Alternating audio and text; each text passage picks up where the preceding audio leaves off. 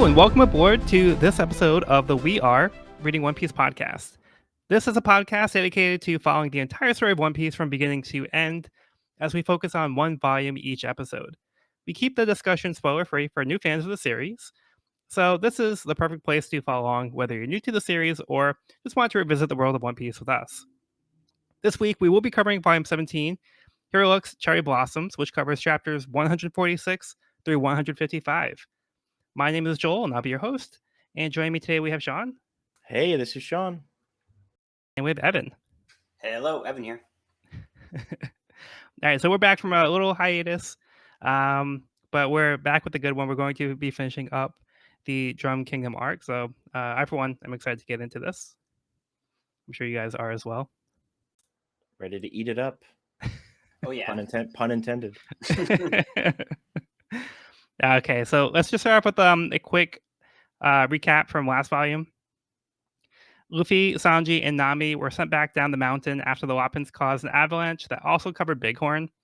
Sanji sacrifices himself to try to save Luffy and Nami, causing him to knock into a Loppin and getting swept away.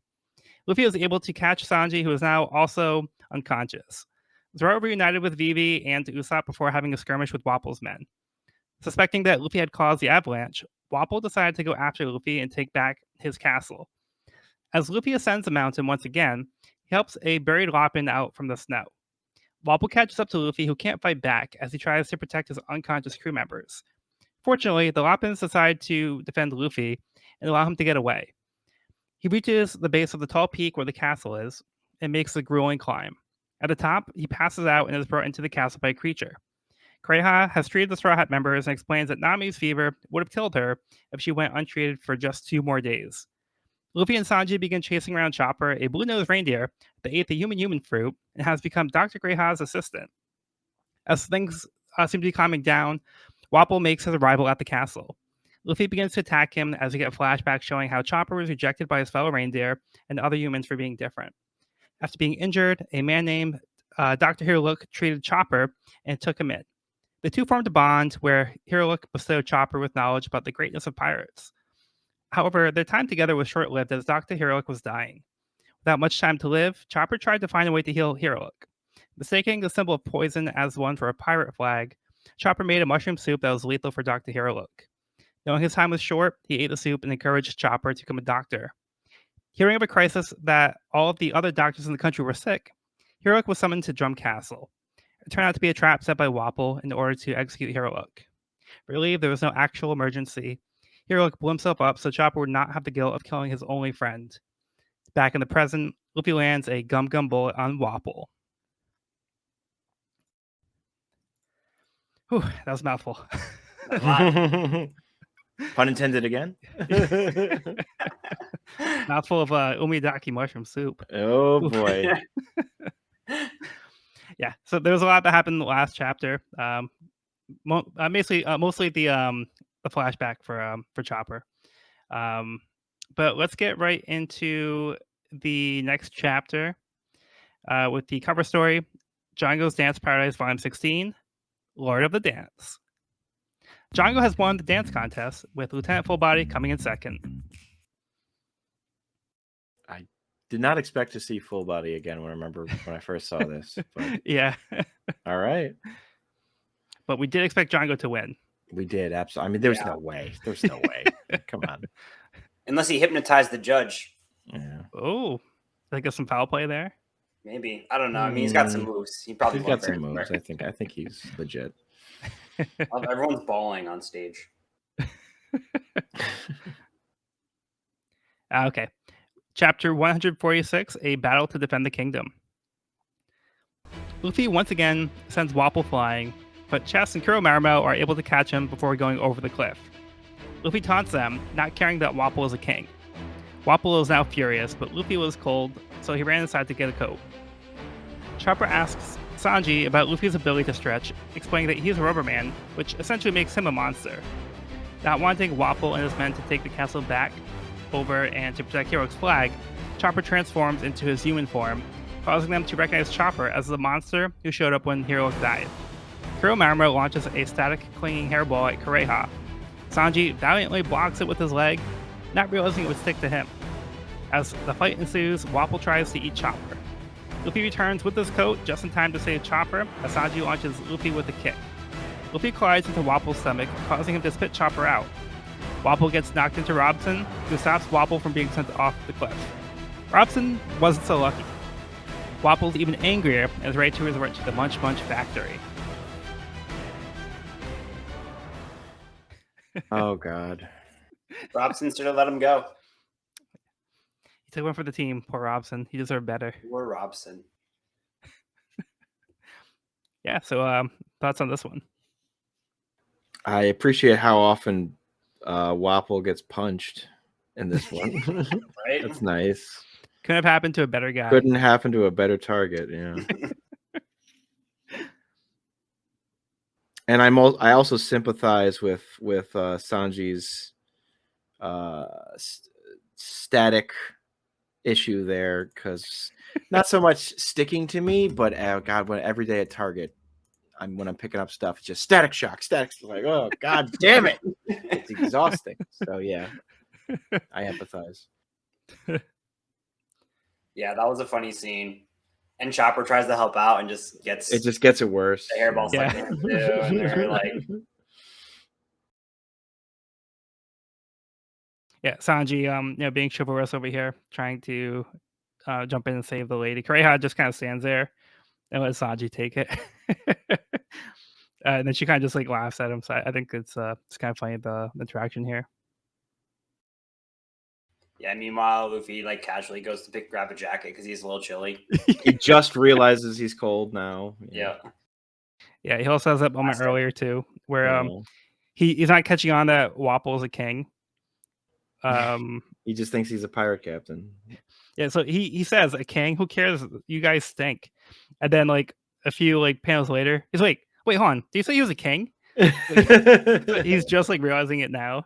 Not that it really matters to him, but it's just funny that he's not really catching on right away. He's very blasé about the whole situation.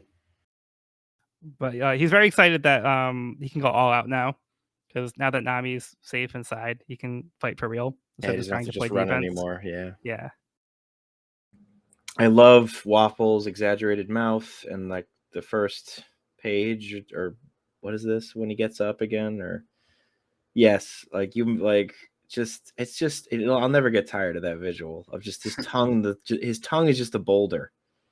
It's just like a white snow boulder. Like I don't even know, man. I love it. Yeah, it's great character design.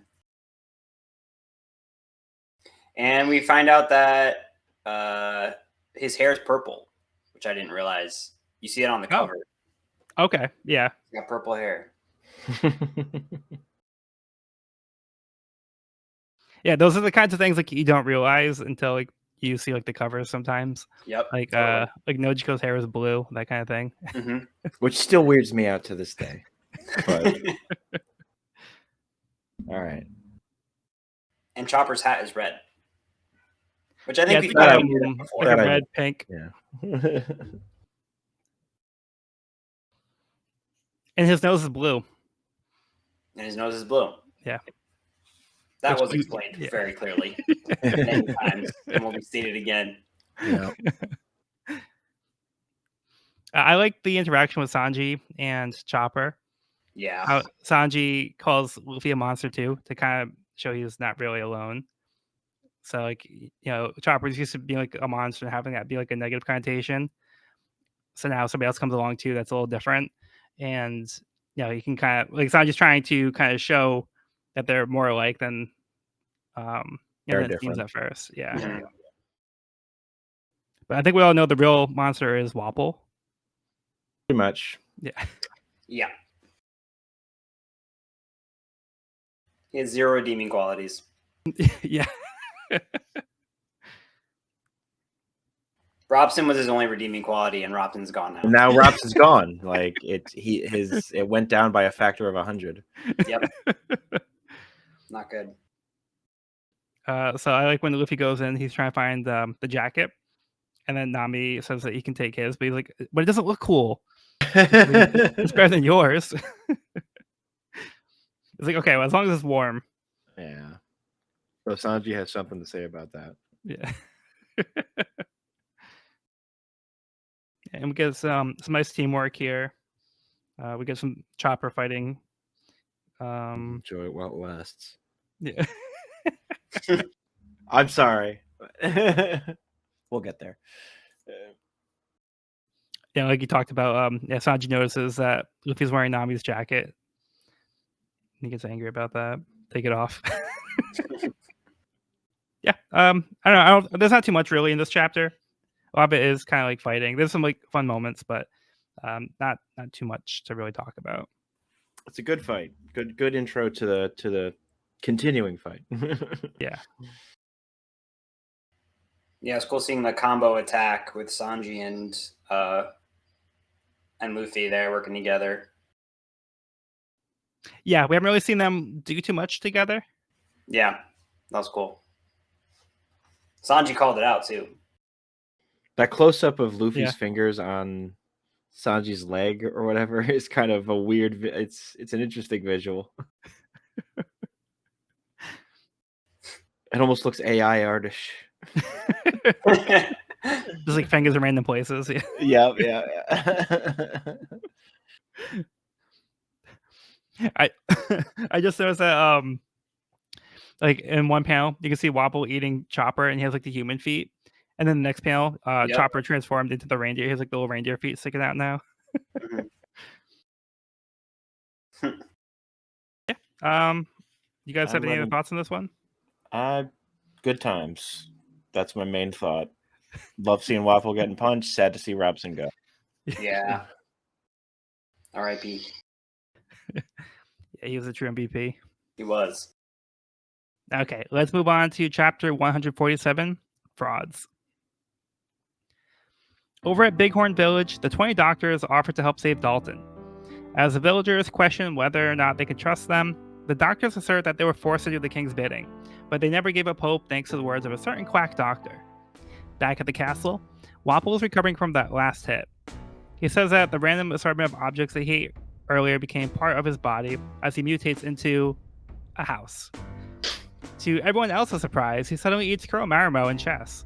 A figure emerges from the door, revealing their new identity, Chess Marumo. They have now fused into one, though it looks an awful lot like Kuromarumo is just riding on Chess's back.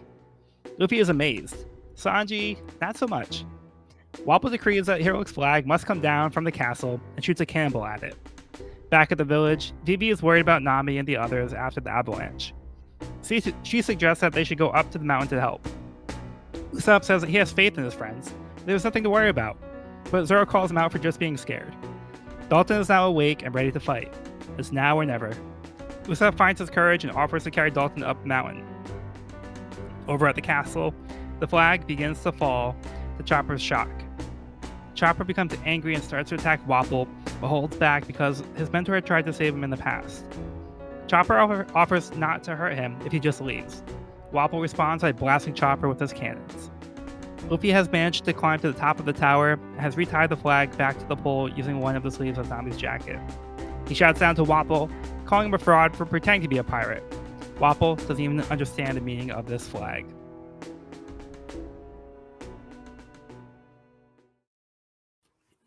This is good stuff. Yeah. Evan, how about we start with you on this one? Well, first of all, glad that Dalton is pulling through. He's become like a very likable character, and so I'm glad he's not dead. And then we see the Wapol house, which is very interesting. I thought it was very funny when he was listing all the things that he had eaten, including like a sauteed cannon and a raw cannon with butter or whatever. And like Sanji's like, doesn't sound healthy. But at least he put some thought and preparation into his food. He wasn't just eating like straight up cannonballs. So like, hey, let's put some seasoning on it and stuff. Yeah, the house was grilled. House. That's the only way to eat it. And then after eating his teammates or henchmen, the door opens on his stomach and there's like these eyes gleaming out. And I was just like, oh my God, what is about to step out of Wapol? and then to see Chess Marimo. I don't know. Do you think they are merged, or do you think it actually is just Chess on Marimo's shoulders, or the other way around, Marimo on Chess's shoulders?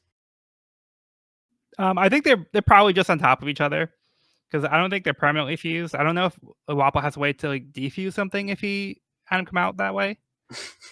So yeah, I don't know if there is a way to just be like, hey, let's separate them if he ate them again. I was curious because I was looking for like feet or like some clear sign that they were just piggyback riding the whole time, but I don't think I ever saw it throughout this volume. Like I think they actually merged. Yeah, I don't think there is 100% confirmation. I think it's mostly just Sanji calling them out. So I think that's an indication that they're probably not actually fused. Yeah. So we think they aren't or are? I don't think they are. Yeah, me neither. I think it's way funnier if they aren't. Yeah. It's pretty hilarious. But I do like the effect on the text, how it's like a different text when they talk because they're talking like in unison. Yeah. Yeah, that was well done. I think that read well.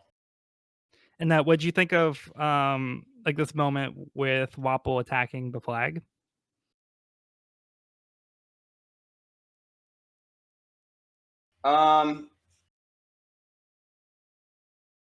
I mean, Wapol, yeah, like you said in your summary, like Wapol doesn't understand the significance of the flag. He just wants to take it down because it's tarnishing his castle. But as a reader, we all know exactly what that flag means to Chopper. So it's like dealing a pretty heavy blow to Chopper. And to see Luffy's reaction and like I don't think he knows the significance of the flag to Chopper, but like Right. it has a significance to him. And he like respects the pirate flag, and he says it's something like you don't shoot at a pirate flag or you don't disrespect a pirate flag like that. So yeah, I thought that was a tender moment at the demise of Nami's jacket, but gotta do what you gotta do, man. Yeah. Well, Luffy's gonna pay the price for that later. He's more of a sleeveless guy, anyways. How about you, Sean? Just the chapter overall, or yeah. I love Usopp's moment, even if it doesn't. It's kind of like Zoro after is like, oh, you're just scared to go up the mountain, and I'm like, that's probably part of it, but I also do like his face on the page beforehand is very. It feels authentic to me, where he's just like, listen, I know these people at this point. I've sailed with them for long enough that I trust that they know what to do and how to handle the situation. I have faith in them. And Vivi is shocked by that. Like her face is like, she seems calmed down, and like, I know Zoro's like, you're just scared, but I think Usopp was being authentic to a certain degree. Yeah, I agree with that. Why you agree or disagree? I agree. Yeah, I would actually disagree. I think that you disagree. Like a very. Sorry, what? Go ahead, you go first, Evan. He disagrees. You disagree? You don't think it was genuine? Yeah. Oh, but you go ahead. Yeah. Sorry, I didn't mean to cut you off. I think it is genuine. I think Usopp like, I think he has like that confidence at heart, and then a lot of times in practice it doesn't follow through. Like I think that he like mentally has confidence in himself and his teammates, especially his teammates, and he has these acts of heroism, but then I feel like it's hard for him to back it up. I think that like he either isn't physically strong enough or isn't like morally strong enough to follow through. But he has a good heart, you know. Like I think he has. It's like the thought that counts with Usopp. Yeah, I don't disagree that Usopp like trusts his friends to be fine, but I feel like Usopp is just putting out like a poker face here. Like even if his friends were in danger, I feel like he wouldn't be rushing up to go help them if he knew for a fact. I think he would be finding an excuse not to go up there. So I think he is saying like it's fine, don't worry about it, because he doesn't want to go up there. and then the way that like VB like seems to be like reassured by that to me, and then like the next panel we see like Usopp's legs are shaking. So like I think he is like legitimately afraid to go up there. If so, you finish. Like, Yeah, no, that's basically it. I just wanted to say like I think I think it's a little mixture. I think that sucks, frankly, if that's the case. Like, I just think it's just like it just feels so like, and he's a joke again, It's like, well, I don't like it. If that is, Yeah. and you present good evidence for it, and if that is the case, I think that's lame, and I'm disappointed. Like, Yeah, I just think that's the character. I guess. I just feel like the last arc with like Little Garden, I feel like he's had so much development in that arc, and I want to believe that he's kind of turning over a new leaf. There's a Yeah, good again, Pro ZD video about this, is all I'll say. Like, don't worry, eventually Benji will stop pooping his pants, but we're gonna have to watch him poop his pants for another 500 fucking chapters. Like, and it's just like, great. Yeah, I just think it's very much in character for Usopp to make an excuse to not have to go face danger. I'll leave it at that. But on the flip side, we do have this moment like a few panels later where Usopp does offer to carry Dalton. Yeah, we'll get to the next chapter then. Yeah, so he does have this moment here where he I think maybe he does kind of get a little inspiration from Dalton's words here, so maybe that kind of like it's kind of a call to action for him here, and uh he's like, yeah, let me carry him up. But yeah, we'll like I said, we'll see in the next chapter how that plays out. We'll see how that plays out. But like you said, it's a thought that counts, Evan. So yeah, it's the thought that counts, and in this case, more than the thought, because he actually, like, Usopp actually starts carrying Dalton. But we'll get there. Yeah. I also like this moment with Chopper, how we see more of Chopper's character, how he tries to give Wapol another chance because he thinks that's what Hiriluk would have done. So he's like, there must have been something worth saving with this guy if Hiriluk like thought so. But Wapol kind of proves that's not really the case. But I think it shows more of like Chopper's character than it does of Wapol, because we already know Wapol's like the lowest of the low. Mm-hmm. But we see Chopper has a moment of like true character here. I'd agree. Yeah. Any other thoughts on the chapter as a whole? That pose of Luffy holding the flag like that and the Bana feels borderline iconic to me in its own way.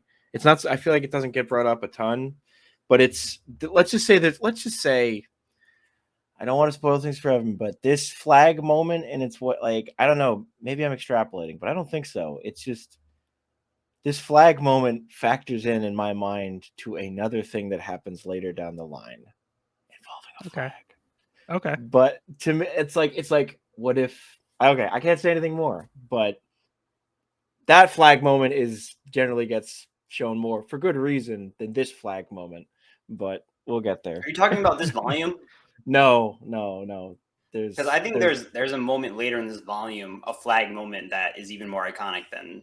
Then that's probably well, I'm talking. Yeah, okay. So I'm talking about as a whole, else, but that also moment you're talking about is also very good. Yes. Yeah. It's probably more what I'm trying to build to is what's going to happen after this volume with this flag stand.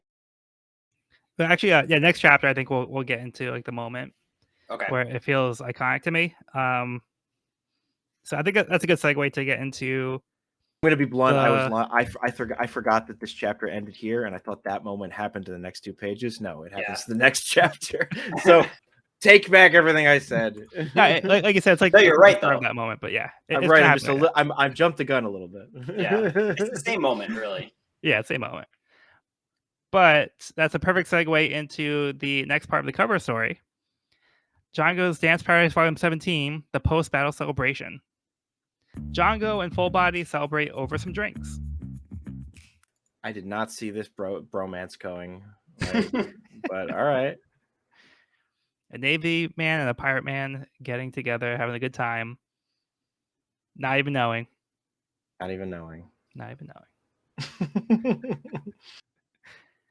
Okay. Chapter 148, Unbreakable. Usopp insists on carrying Dalton up the mountain, but is making little progress. Zoro decides to carry Dalton himself, which he does with ease. The villagers stop, and they say they can fix the roadway to the castle as they found some white rope stretched down from the top of the castle to Gyasta. At the top of the mountain, Wapol laughs at Luffy's notion that the flag means something. Luffy stands firm, asserting that the flag is not something that you fly on a whim. Running out of patience with this, Wapol shoots some cannonballs at the flag again. Luffy doesn't move, shouting, "The skull and crossbones are a symbol of faith." After the smoke clears, Luffy is still standing, holding the flag. It's unbreakable. Luffy yells that even though he doesn't know whose flag this is, it's something to be taken seriously. Chopper looks on in amazement. So this is a pirate. Luffy tells Chopper he's going to beat these guys up. Sanji rushes in to help, but Crayhouse stops him in his tracks because he's not fully healed yet. Chopper jumps in to attack Wapol, but is blocked by Chess Marimo. Chess Marimo mocks Chopper and questions why he would even bother helping. Chopper says he may not have friends, but he's willing, but he will fight as long as the flag is up. Luffy jumps down and tells Chopper that he does have a friend. Luffy asks Chopper to take on Chess Marimo as he fights Wapol. Chopper says he is proud that he was named by the world's greatest doctor as he prepares to eat a rumble ball.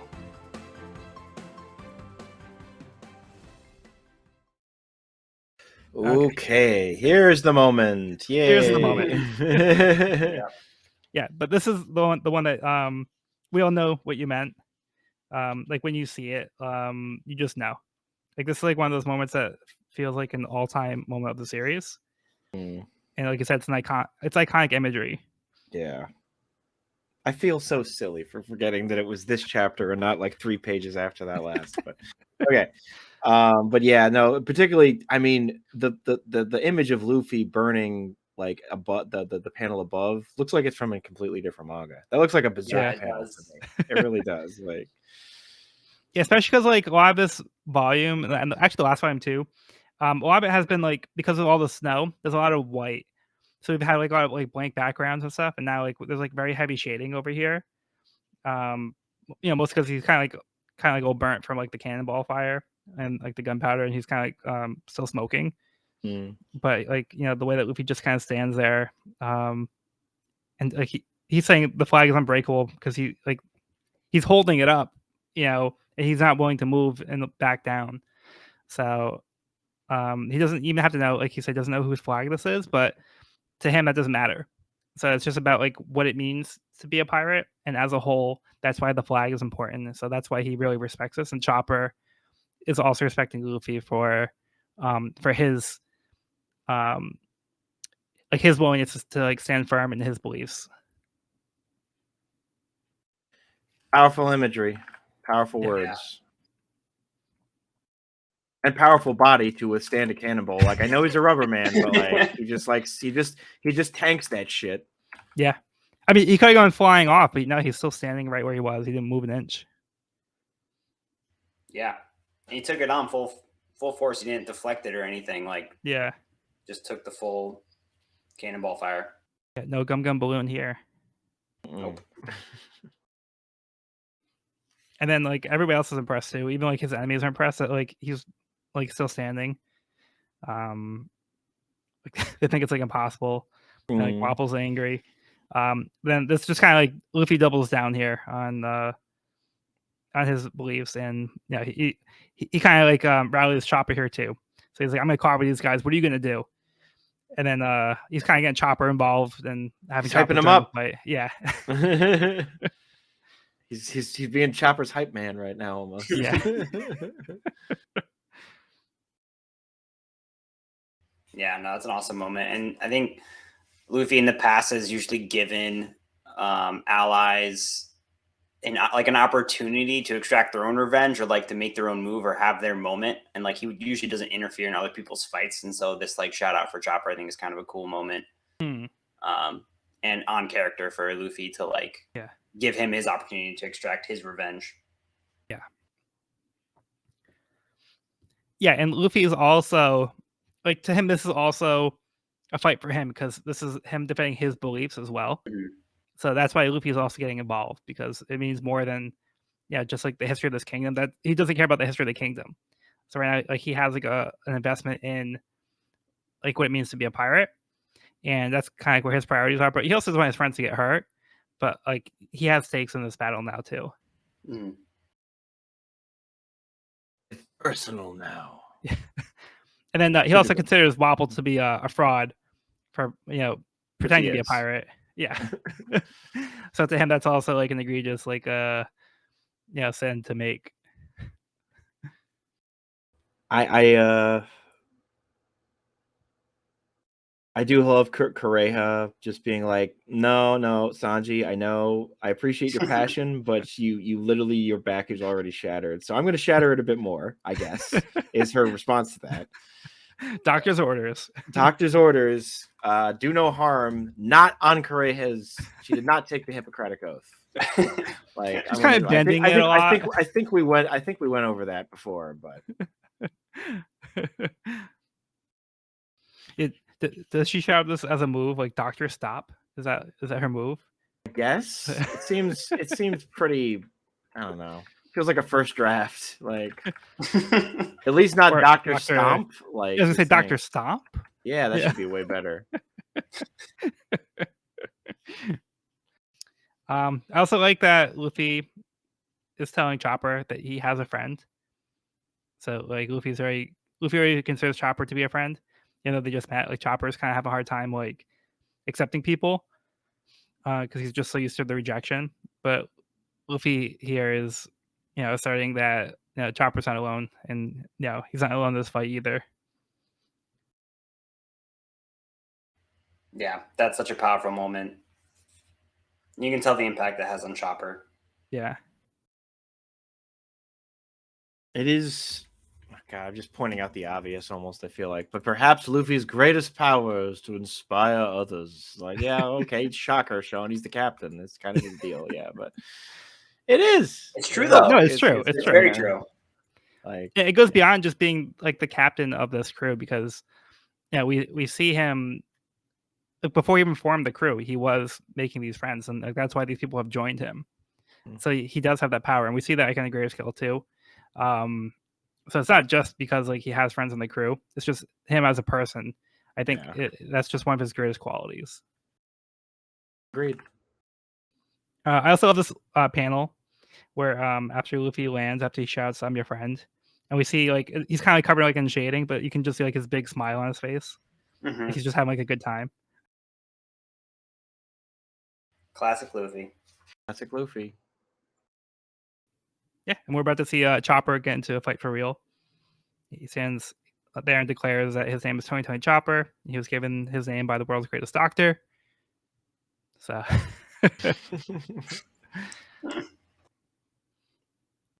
admirable that Chopper. Admirable. Look, in the moment, I'll let him have it. Get amped up. Okay. Any other thoughts on this one? Let's get ready to rumble. Ball.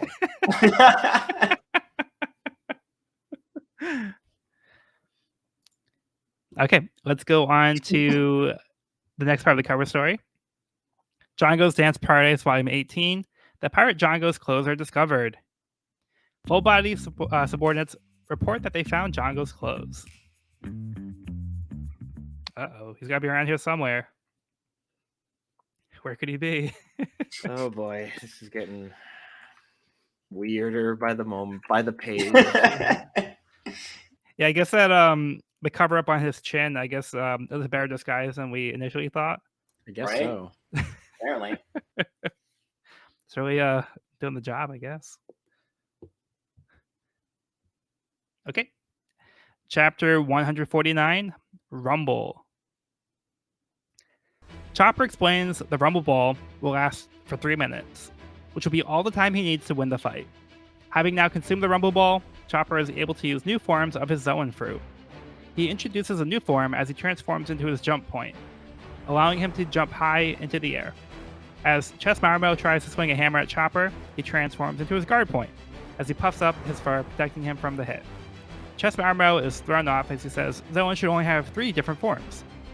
Chopper explains that he was able to perform research that allowed him to unlock 4 additional forms beyond the traditional 3. Luffy has become completely distracted by his fight and is now focused on how cool Chopper's transformations are. Chopper activates his arm point, beefing up his arm muscles, allowing him to destroy the hammer. Instead, Chessmarmo takes out some axes and starts swinging at Chopper. Chopper transforms into his brain point form, dodging as he runs away to get some distance. Chopper says he's not running away as he scans for his opponent's weak point using his scope. He finds it, the chin. He transforms back into arm point, smashing Chessmarmo's chin and winning the fight. Luffy cheers as Sanji asks where Wapol went.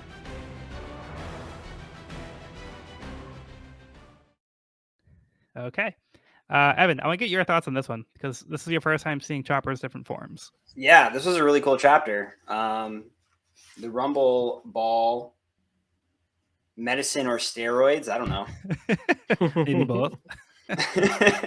But it's cool really seeing Chopper in action for real this time. It feels like he's taking it more seriously than in the past, obviously, like stepping it up to the next level and transforming into 7 different combinations of reindeer and man. That was kind of cool. Yeah. Digging the like yoked out big armed Chopper just laying an uppercut. That was badass. But yeah, I think, you know, Chopper's really showing his strength and his brawn here. Yeah. And yeah, last episode, you had mentioned like you're trying to keep track of some of his forms. Oh yes. Yeah. This was nice. They really broke it down here. Yeah. So yeah, I just want to point out that we had only seen 3 forms up to this point. So now we see the other 4. Mm-hmm. And then I went with a slightly different translation because the one I'm used to is point. So they use boost over here. So yeah. So they're the same things, but essentially limb boost is walk point. That's when he's like in his regular reindeer form. Weight boost is the same as heavy point, which is when he's in his human form. Jumping boost would be jump point. Arm boost would be arm point, and brain boost would be brain point. It's the hybrid form that he spends most of his time in, where he's like the little tiny reindeer guy. And then he also uses the scope ability to find the like the weak spot. So he's in his brain point, but he uses like his hooves to like, you know, to pinpoint their weak spot. But yeah, I just wanted to mention that I went with a different translation. Mm-hmm. But that's just a preference thing. But they mean the same thing. Sean, how about you? I mean, I love this because I love Chopper's abilities. I think are some of the most unique among the crew, and I love seeing them. Yeah. I'm trying not to be spoilerish. Yeah. So that's all I'll say. But it's a great chapter. It's great stuff. I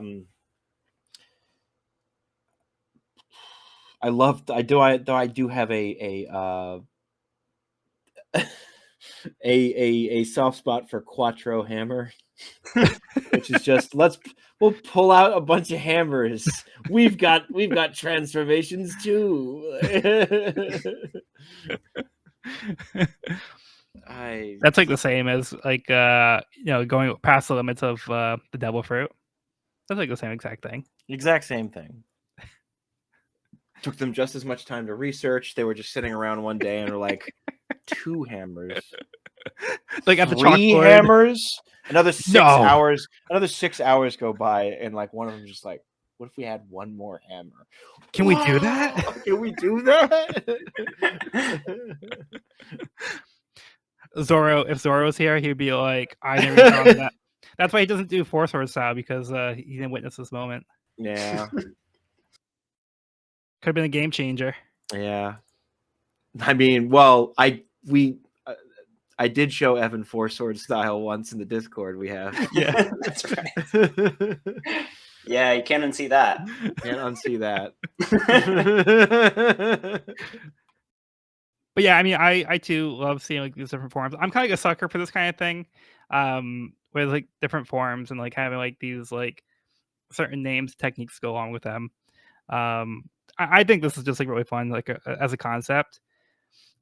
This does give us a bit more insight to the Zoan types of devil fruits as a whole. So like we talked about with Salton, how we had 3 different forms, and previously we've only seen the 3 different forms of Chopper. But Chopper has found a way to go beyond those no, the normal restrictions of the devil fruit, and he's developed these different forms. I like the kind of added like time limit to it, so it's not like you can do this like all the time. So yeah, there's like he puts a timer on the clock, so to win this fight, he has to do it within the 3 minutes. So he does it, which is cool. Which he states too at the very yeah, beginning to his opponent. exactly. To everybody. So he kind of Babe Ruth it here. He just kind of points outside the park. He's like, "I'm gonna hit a home run right now."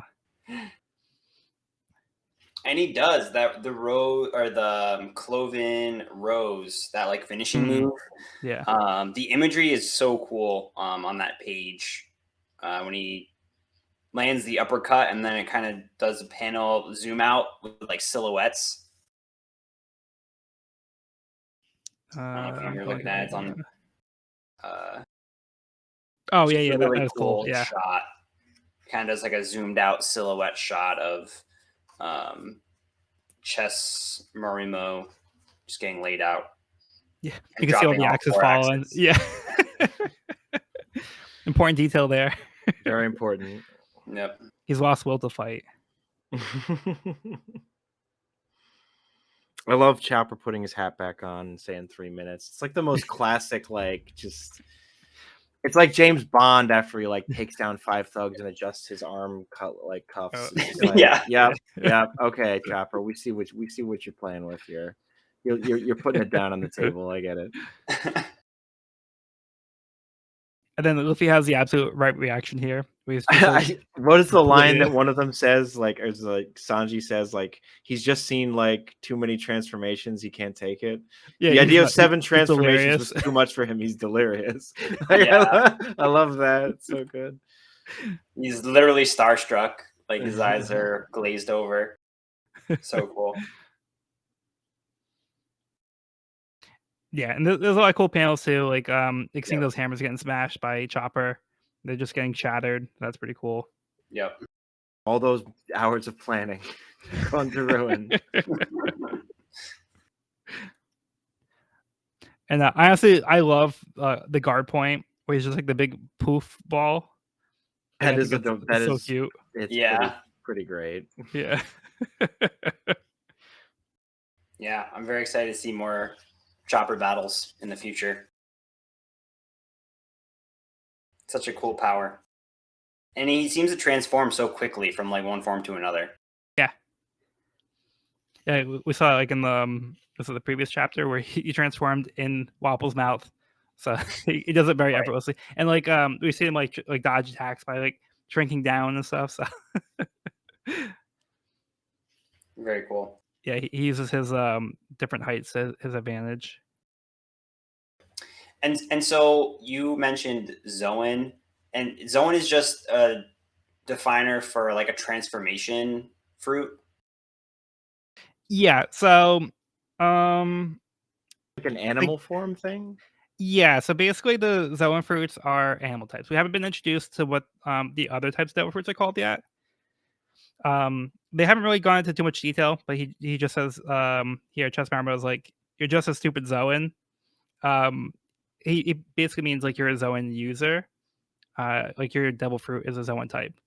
So this is a unique trait to the Zoans where they can transform into animals and they have the 3 forms.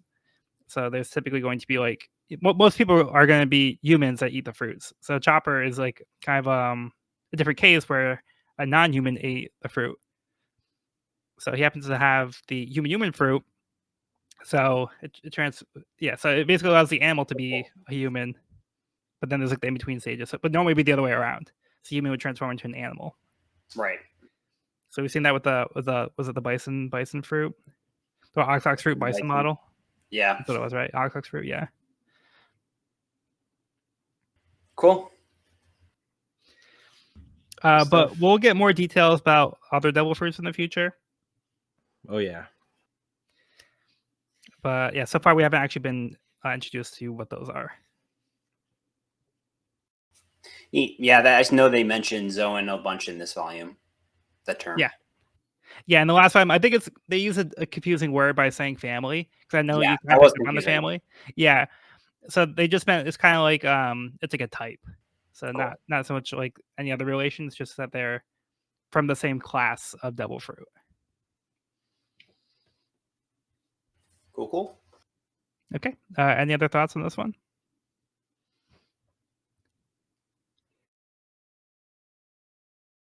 Take that as a no. We were rumbled and Chess fumbled. And we were all very humbled. Okay, on that note, we're moving on.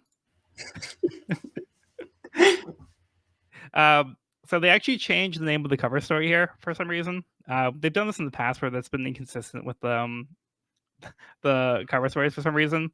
So now instead of Dance Paradise, it's just gonna be Dance Heaven. So Django's Dance Heaven Volume 19. Find Django. Full Body orders his men to find Django, not realizing he's the man sitting in front of him. Wow, Full Body really dropped the ball on this one here. Yeah. He was hypnotized by Django's moves. I guess so. I wish we could say that, but I don't. I think it's just incompetent. No, his I really dance do think moves. this is His just dance moves. Okay, chapter 150, Royal Drum Crown, 7-shot tin Tyrant Cannon.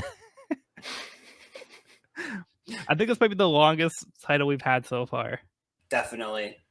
Yeah, say that 3 times fast. You can say it 1 time fast. I know. Okay, with Wapple missing, they realize he must have gone into the castle, as he would be unable to get down the mountain without Robson. Luffy runs in as Sanji crawls to try to protect Nami. Wapple can't believe what they've done to his castle, as the insides are covered in snow. Nami has gotten out of bed and is trying to sneak out before Kureha comes back, but she sees Wapple. Wapple notices her and assumes that she must be one of the Straw Hats. Nami denies it, saying she's just an innocent girl. He doesn't believe her and tries to chase her, though he gets stuck in the hole trying to follow her down the stairs. He says he's put on some weight, so he decides to eat himself. His chin is left behind, but he reemerges in a slimmed down form. He pins down Nami, but Luffy arrives and knocks him to the wall with a kick. Nami is upset Luffy ruined her jacket, but he'll just owe her 3 times the value, plus interest. Wapple says he's going to enter the weapons room and eat everything in there to mutate himself into a powerful human weapon. He realizes he lost the only key, so he runs away. Luffy chases after him as Nami holds the key she lifted off of him. Wapple retreated to the top of the castle to his giant cannon. As he tries to shoot it at Luffy, it doesn't fire. Looks as though some snowbirds had made their home out of the cannon. Luffy is ready to end this, grabbing Wapple by the face. He says he doesn't care that he's a king because he's a pirate.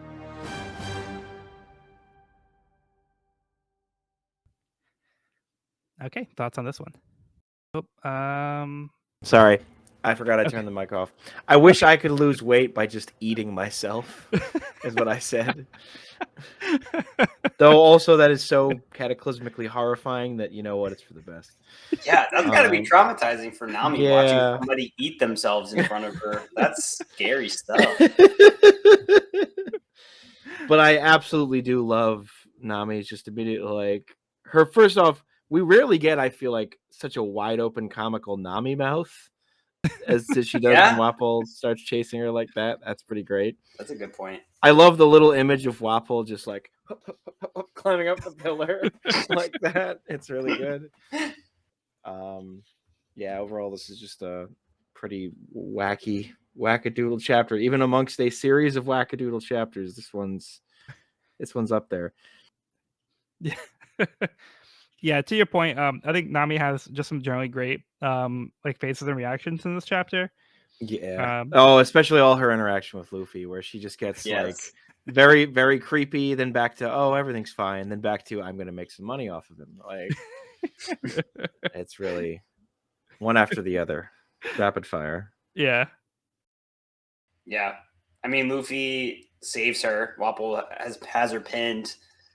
Luffy kicks her, and the first thing she says to him is she smacks him in the face, and then asks him about the jacket. No, thank you for saving my life, but what did you do to my jacket? I like that jacket. And then Luffy thinks that she planned this all along because, like, it's like she would know that Luffy would destroy the jacket. So. Yeah.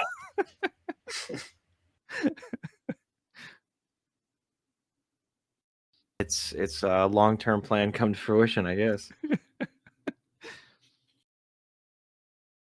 There are two amazing moments between Luffy and Wapol in this chapter. And the first one is when Wapol realizes he doesn't have the key. Side by side, like deadpans of Luffy, deadpan, Wapol, deadpan, and then Wapol just takes off. Like, I literally laughed. I thought that was so funny. And then it happens again when the cannon is about to go off, and Wapol's eyes are like literally bugging out of his head. Yes. And Luffy's just looking at him like, what the fuck? That was so funny. Yeah, I love that we get that face like two panels. Like it's like we get like the kind of the far out shot, and then like there's like another panel, and then we get the close up shot. It's like just like time is passing and nothing is happening. If there's anything that could, it's the closest to Luffy. Wow, that's a Luffy Usopp fusion. Luffy. That just tried to formulate in my brain there. But my next favorite face of this arc, my favorite is still Usopp, squishy face being beaten up by Vivi, but Wapol's giant eyes there are close second. So good. And what a cannon with what a name. Yeah. Wapol really puts the rants in the Royal Drum Crown 7-shot tin Tyrant cannon. The fact that he willingly calls it a Tyrant cannon, it's like, I mean, I know he knows. He knows. He knows. And it looks like a giant hippo, or maybe a woolly hippo. Man. I mean, they did call themselves a Tin Tyrant pirate, so. Yeah, he's just like, I am so evil. It's like an ironic thing. We're not really, tyrants. Yeah. No. It's like the mutant hood of the Brotherhood of Evil Mutants. Brotherhood of just Evil calling Mutants. themselves the Brotherhood of Evil Mutants.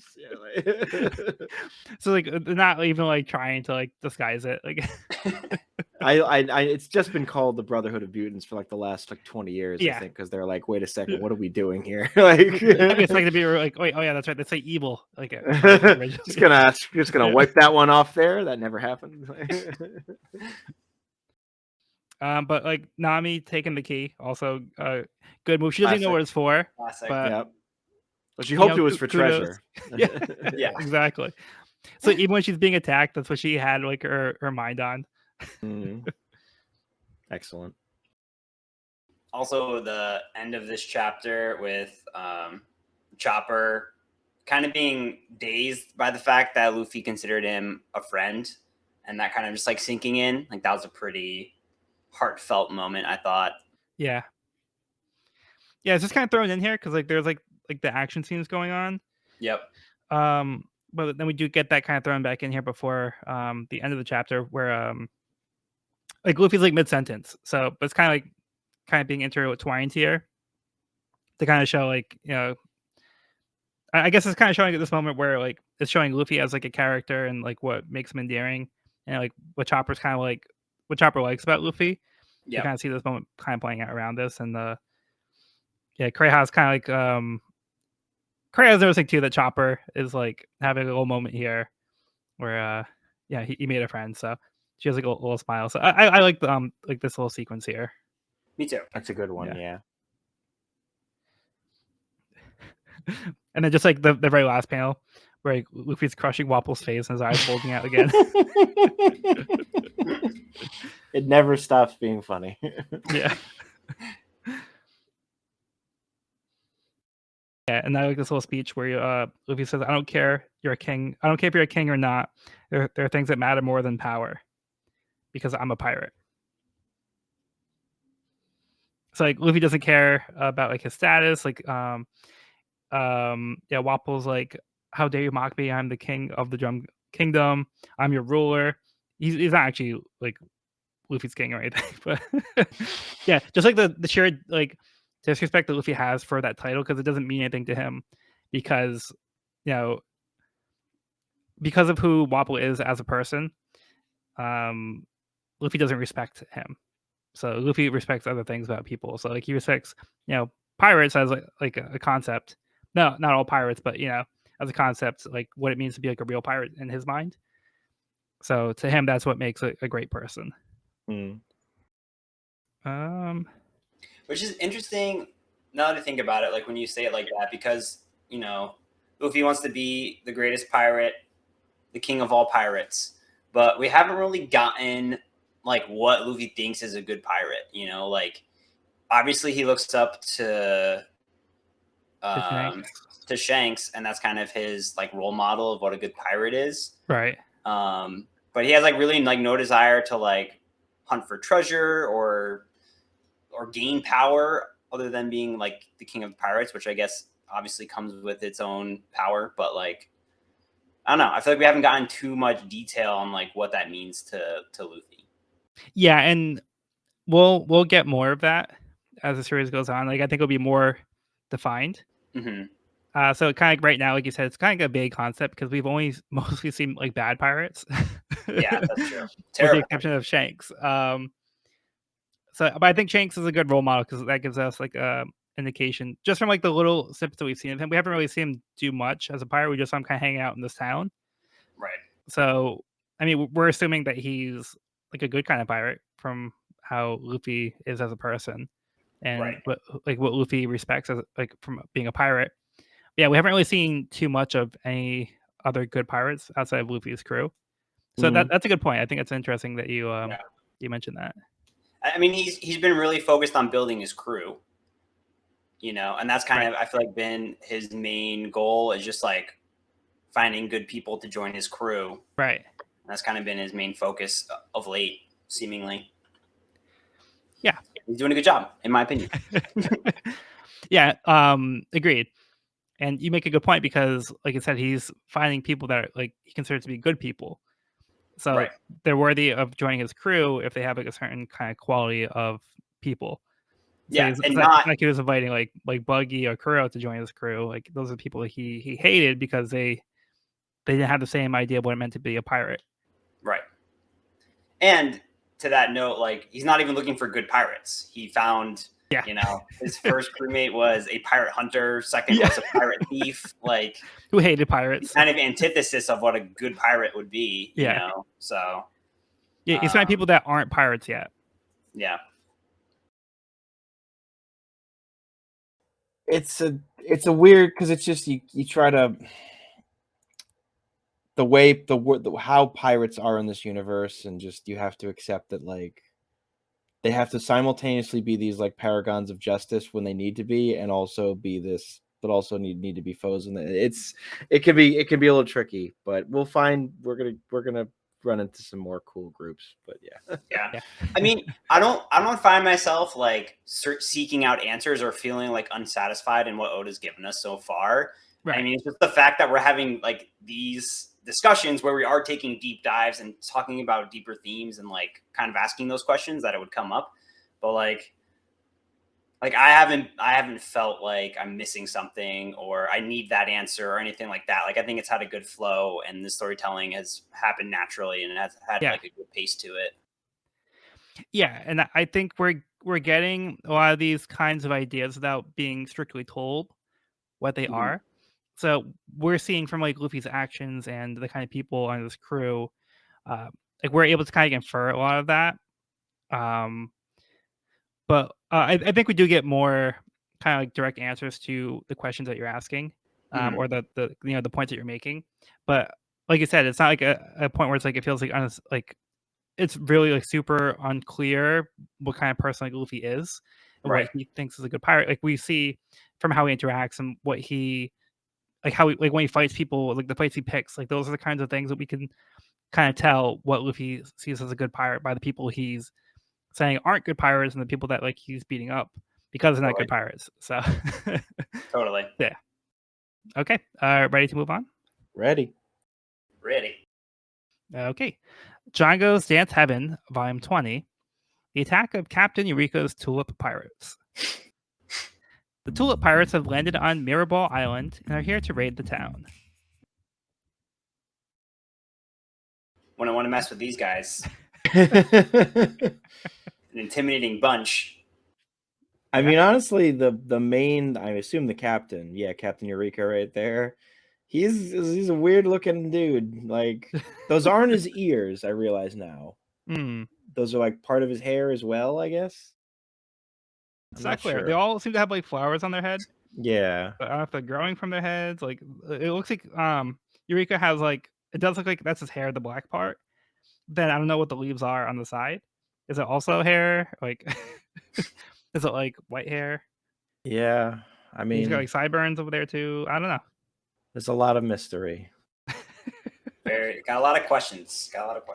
Yeah, speaking of questions that we get answers to, I don't think that's one of them. So Nope. Yeah. Yeah, I know you're waiting for the final chapter. Well, maybe the final chapter of the series we'll find out. Yeah, that's why I'm gonna put my money on that. Yeah. Okay. Chapter 151: The Skies of Drum. The ropeway has been restored as the remaining Straw Hats, Dalton, and some villagers ride the gondola to the top of the mountain. Dalton thinks back on Wapple's cruelty, which gives him fuel to protect the kingdom from falling back into Wapple's hands. Wapple, who is currently in Luffy's hands, tries to reason with Luffy that he can't attack him as a member of the world government. Luffy doesn't care about that either and is committed to beating him up. Wapple tries to eat him, but Luffy is ready this time as he stretches his fingers to hold his mouth away.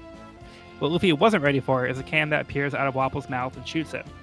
Back on the gondola, Dalton tells the others that he doesn't care about power and order. He wants a country that has a heart.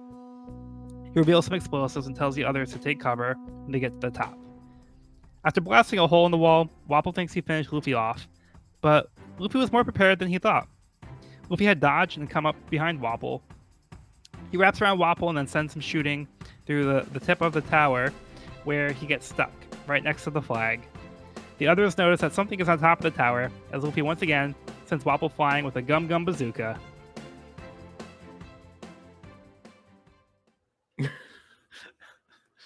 The perhaps best line of the whole arc.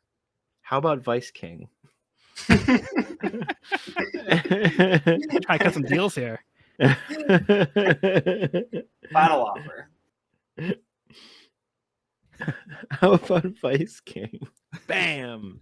I mean, there's no other better way to end it than that. Like, yeah, Wapple's not getting that Luffy doesn't care about this title of king. That means nothing to him. He cannot comp. It's a bit more specific than this, but there's another TV trope I love, which is evil cannot comprehend good, where it's this idea of just like they just fundamentally can't like. No, this is how the world works. Power is what is important, and titles. And I have lived so long doing this that it's just like they short circuit. They just don't get it that like someone could just not want that. And it's beautiful to see displayed here in such a way. Yeah, I mean, Luffy says, "Who cares about status? Who cares about the king?" Yeah, and then like Wapple's trying to say you've committed a crime, an international crime. You're attacking a member of the world government. So this kind of also gives us a little bit more world building here. Like we saw like the meeting of like the kingdoms last volume, but we see that there's like a greater kind of like umbrella. So like the Drum Kingdom has been part of like this world government. So yeah, he's trying to scare Luffy like into like, hey, if you do this, like, you know, you're gonna be like an international criminal. And Luffy's like, does not care about any of this stuff. This means nothing to him. Luffy's all about like, right here, right now. I'm gonna beat you up. That's all I want to do.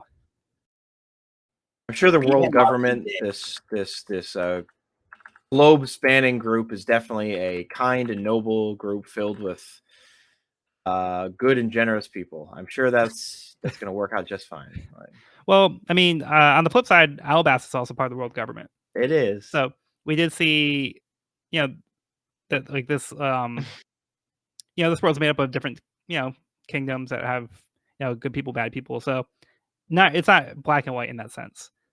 So just I guess I meant more the echelons of the higher. Yeah. Well, I'm talking to, I'm the preaching to the choir here. system. Like we'll get there. The system, yeah. Yeah. Yeah. So thoughts on this one? I mean, it's a great. Oh, sorry. No, go ahead. You Go should ahead. take over. No, I pretty much said my thoughts. It's a great way to end the chapter. I love seeing that Vice King line. It sums it all up. Goodbye, Wapol. Don't let the door hit you. Actually, yes, let the door hit you really goddamn hard on the way out. You deserve every bit of it. The cannon fires behind him. Yep. It's the snowbirds. Well, he's got a door in his stomach, so Don't let the stomach hit you on the way out. yeah. Something like that. Something like that. Speaking of some Dalton flashbacks here, and Dalton kind of saying his piece about, the status of the country where he thinks it should go, and goes to some pretty extreme measures, is like strapped with dynamite. And I wonder if that was like after seeing Dr. Hiriluk go out like that. I don't know. Seems like he was taking a book from a page from Dr. Hiriluk's book there. Maybe. And that took kind of an extreme turn for me personally. I was like, whoa. Yeah, This guy's willing to die again for, for this cause, which is noble, but also pretty extreme. Yeah, because to your point, like it looks like he is thinking back on Hiriluk. In that moment, he's also thinking back about like Vivi, and like how he's seen like other people show like more moral backbone. Yeah, more moral backbone than like the king he's been following this whole time, and like he's willing to give up his own life to prevent Wobble from taking power back. So to him, like this is like that important to go to that extreme to stop Wobble from taking back over. Yep. Man, the last page, like the last 2 pages of this chapter are so good. Right before the Gum Gum Bazooka. Oh yeah.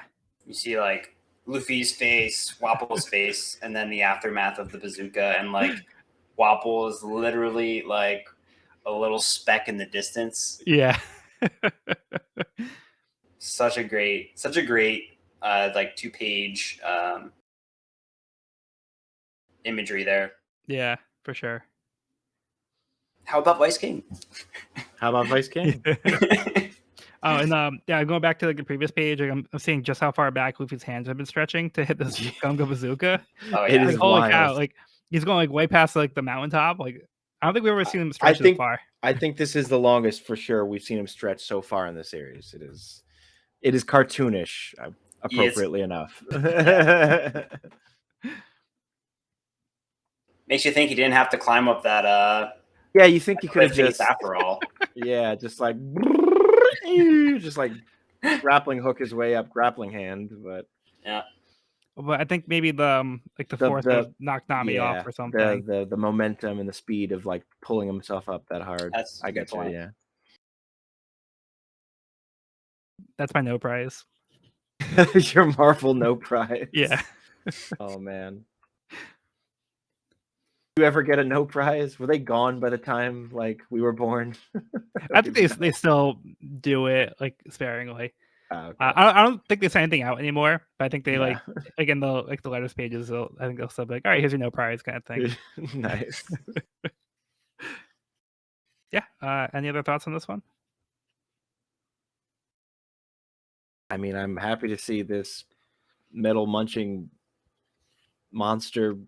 Okay, I can't keep doing alliterations, guys. Like I'm running out of them. Like you've been on a roll, so I've been on a roll. I need to take a break. Mantle munching maniac monster Or monarch. monarch. Yeah. All right. Let's move on to chapter 152, Full Moon. The gondola reaches the top. Usopp bravely decides to scope things out, but Zoro goes with him. Luffy sees them and jumps off the top of the castle right at them, thinking they were more of Wapple's men. Dalton catches up with them. Luffy says he beat up Wapple and Chopper defeated Wapple's officers. Dalton is surprised that Chopper would help to defend the kingdom and bows down in gratitude. The other villagers arrive and are scared that Chopper is a monster, so he runs away. Dalton shouts to leave him alone. Luffy runs after Chopper. Nami and Sanji aren't hiding as they hope to evade Kureha, but have no such luck. She forces them back inside to recover, along with Dalton. She asks him if he knows where the key to the weapons room is, but he says Wapple had the only one. Nami suggests that Kureha should waive her medical fee and release her immediately. Kureha scoffs and says that she'll take all the goods on their ship as payment. Nami reveals that she has the key to the weapons room. Kureha decides to waive their fees in exchange, but she still can't let her go as she is not fully recovered. Kureha Kureha lays out specifically to wait here as she goes downstairs, points out where she left her coat, and says she is not leaving any guards, so she better not sneak away. Outside, Luffy is shouting for Chopper, telling him to join their crew. Chopper is conflicted as he wants to go, but he thinks he won't be able to go. He won't be able to fit in. Chopper comes out and says he appreciates the offer, but he can't go because he's a reindeer. Luffy tells him to shut up and to come along.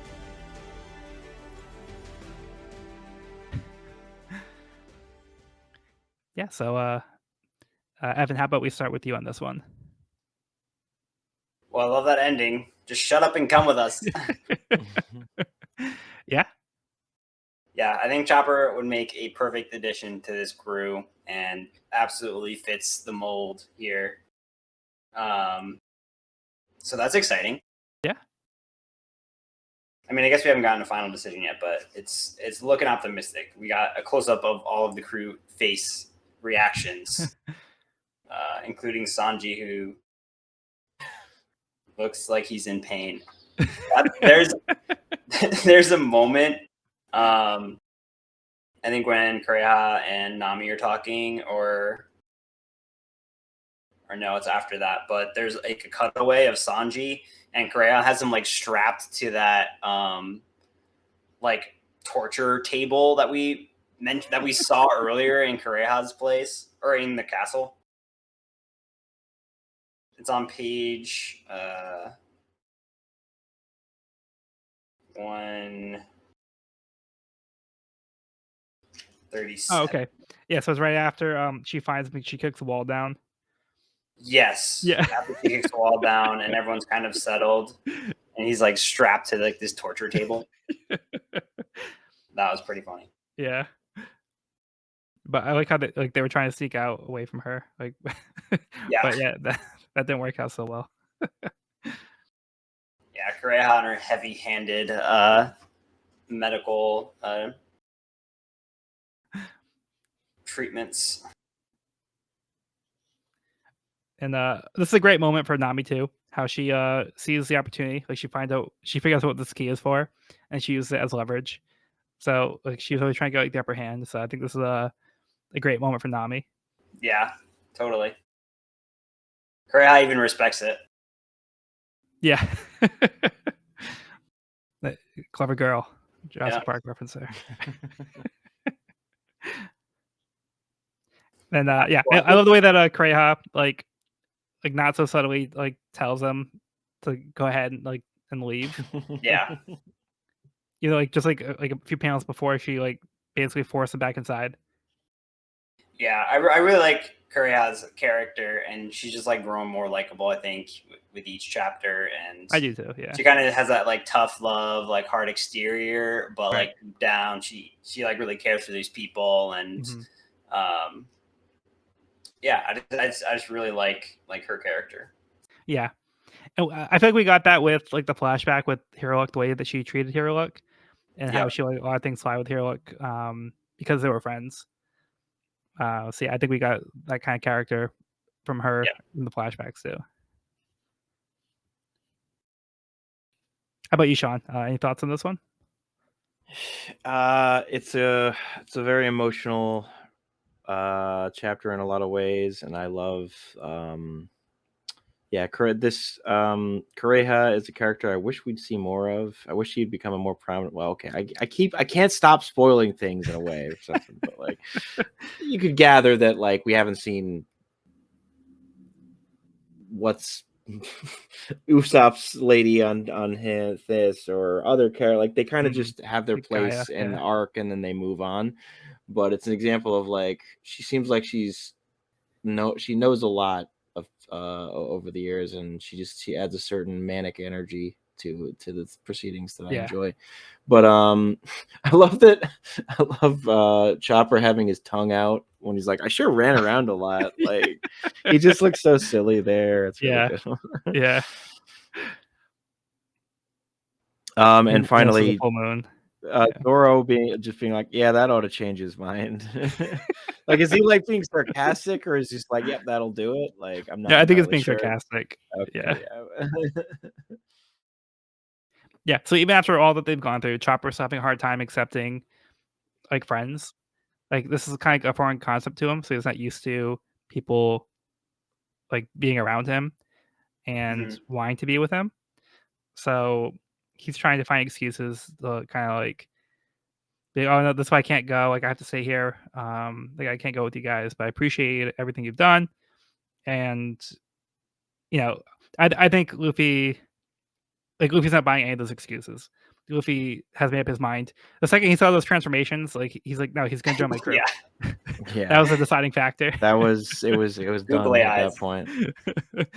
No, but even before that, like last time we saw that Luffy wanted to recruit him. Like he was just fascinated by him. Like he just wanted like to find out more about him, and he thinks he was like fun. So Luffy wants him to be around. Side note: I love when Dalton spots Chopper and he still doesn't know how to peek properly. He's peeking backwards. Yeah, that's a good moment there. One of these days. And then the Usopp, of course, freaks out because he sees a monster. He doesn't know what Chopper is. Right. But yeah, I agree that I think that's another great moment here. We see Chopper hiding wrong. And then Dalton, Dalton's still respecting Chopper. Yep. And he remembers him from the time before. It's really cool. Yeah. Yeah, he makes a connection. Yeah. I love Usopp pushing Zoro like, all right, I'll help you. That's pretty good. Yeah. We use the ropeway, Luffy. Vivi just correcting. Yeah. Yeah. All right.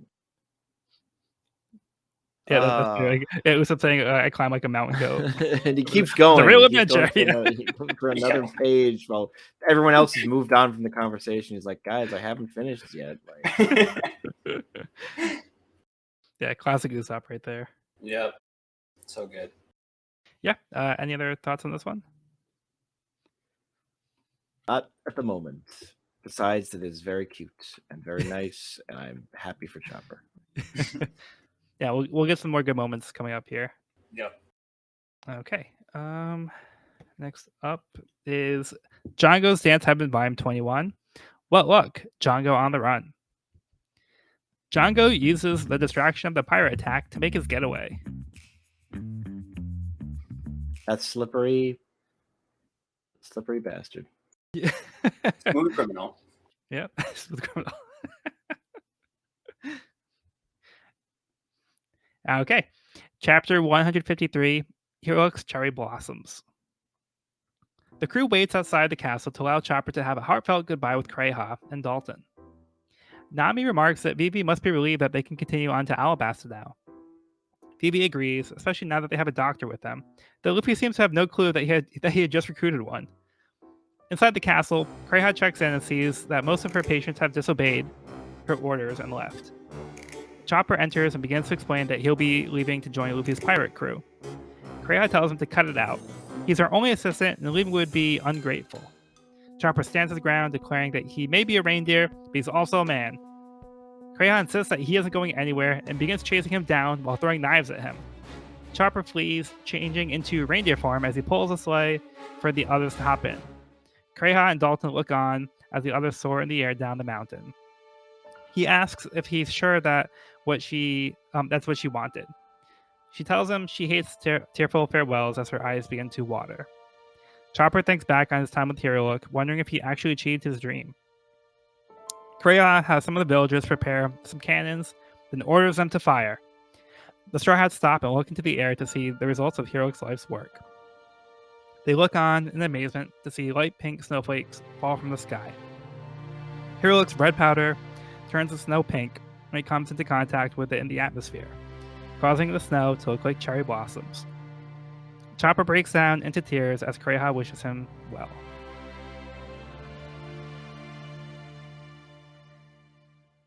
Whew.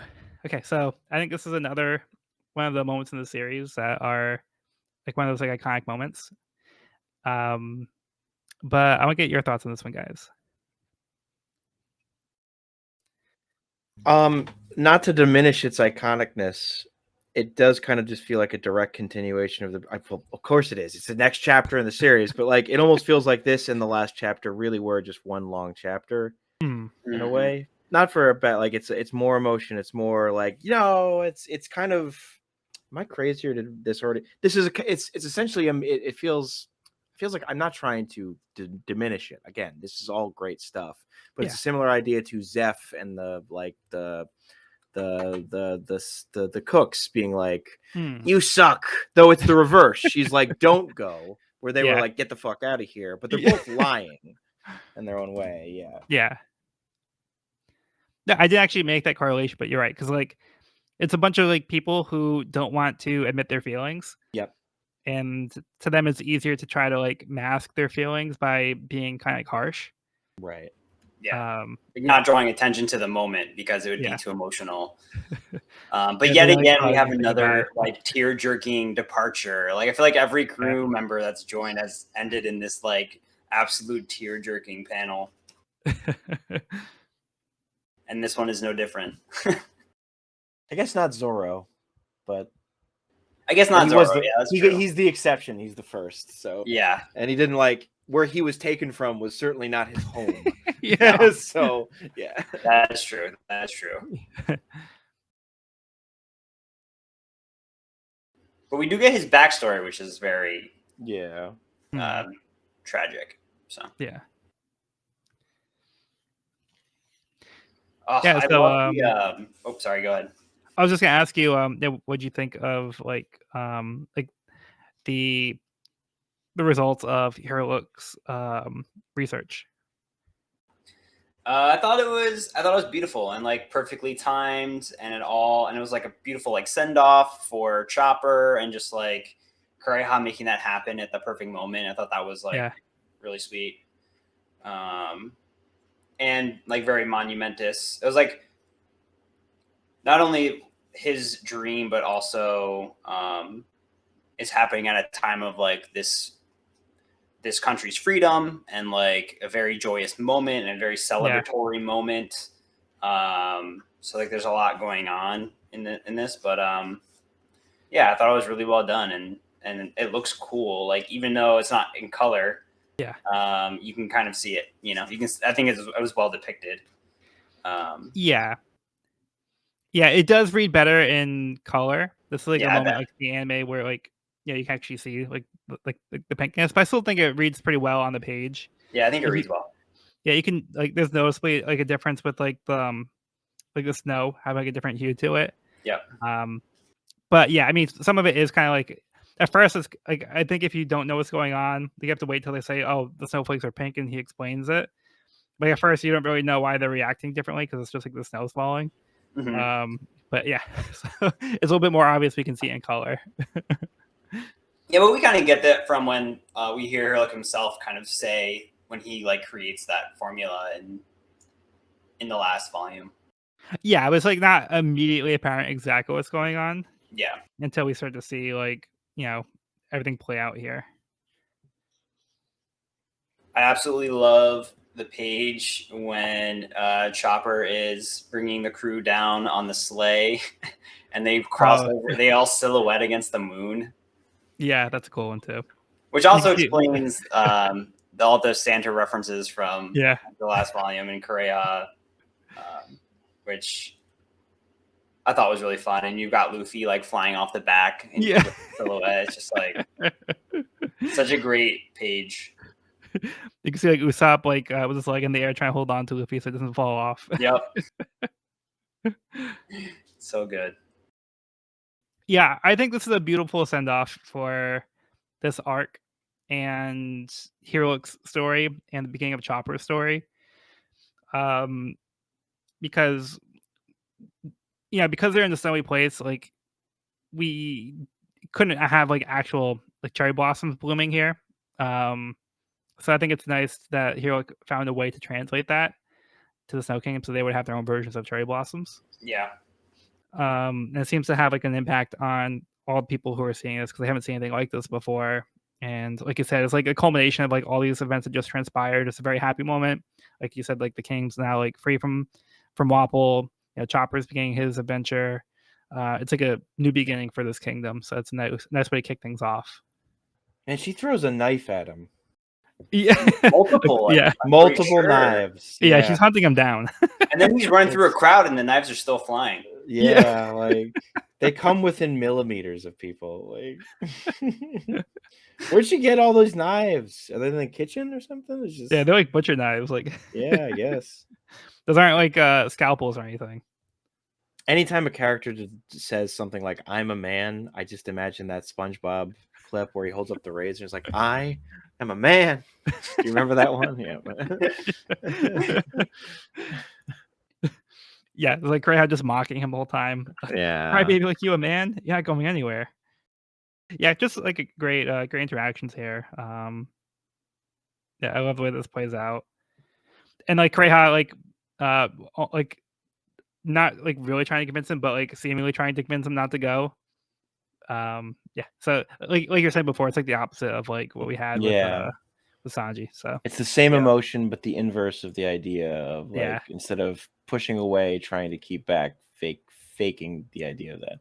Yeah. It's cool. Okay. Any other thoughts on this one? I think we're good. I think we're good. As long as we don't have any more knives thrown at us.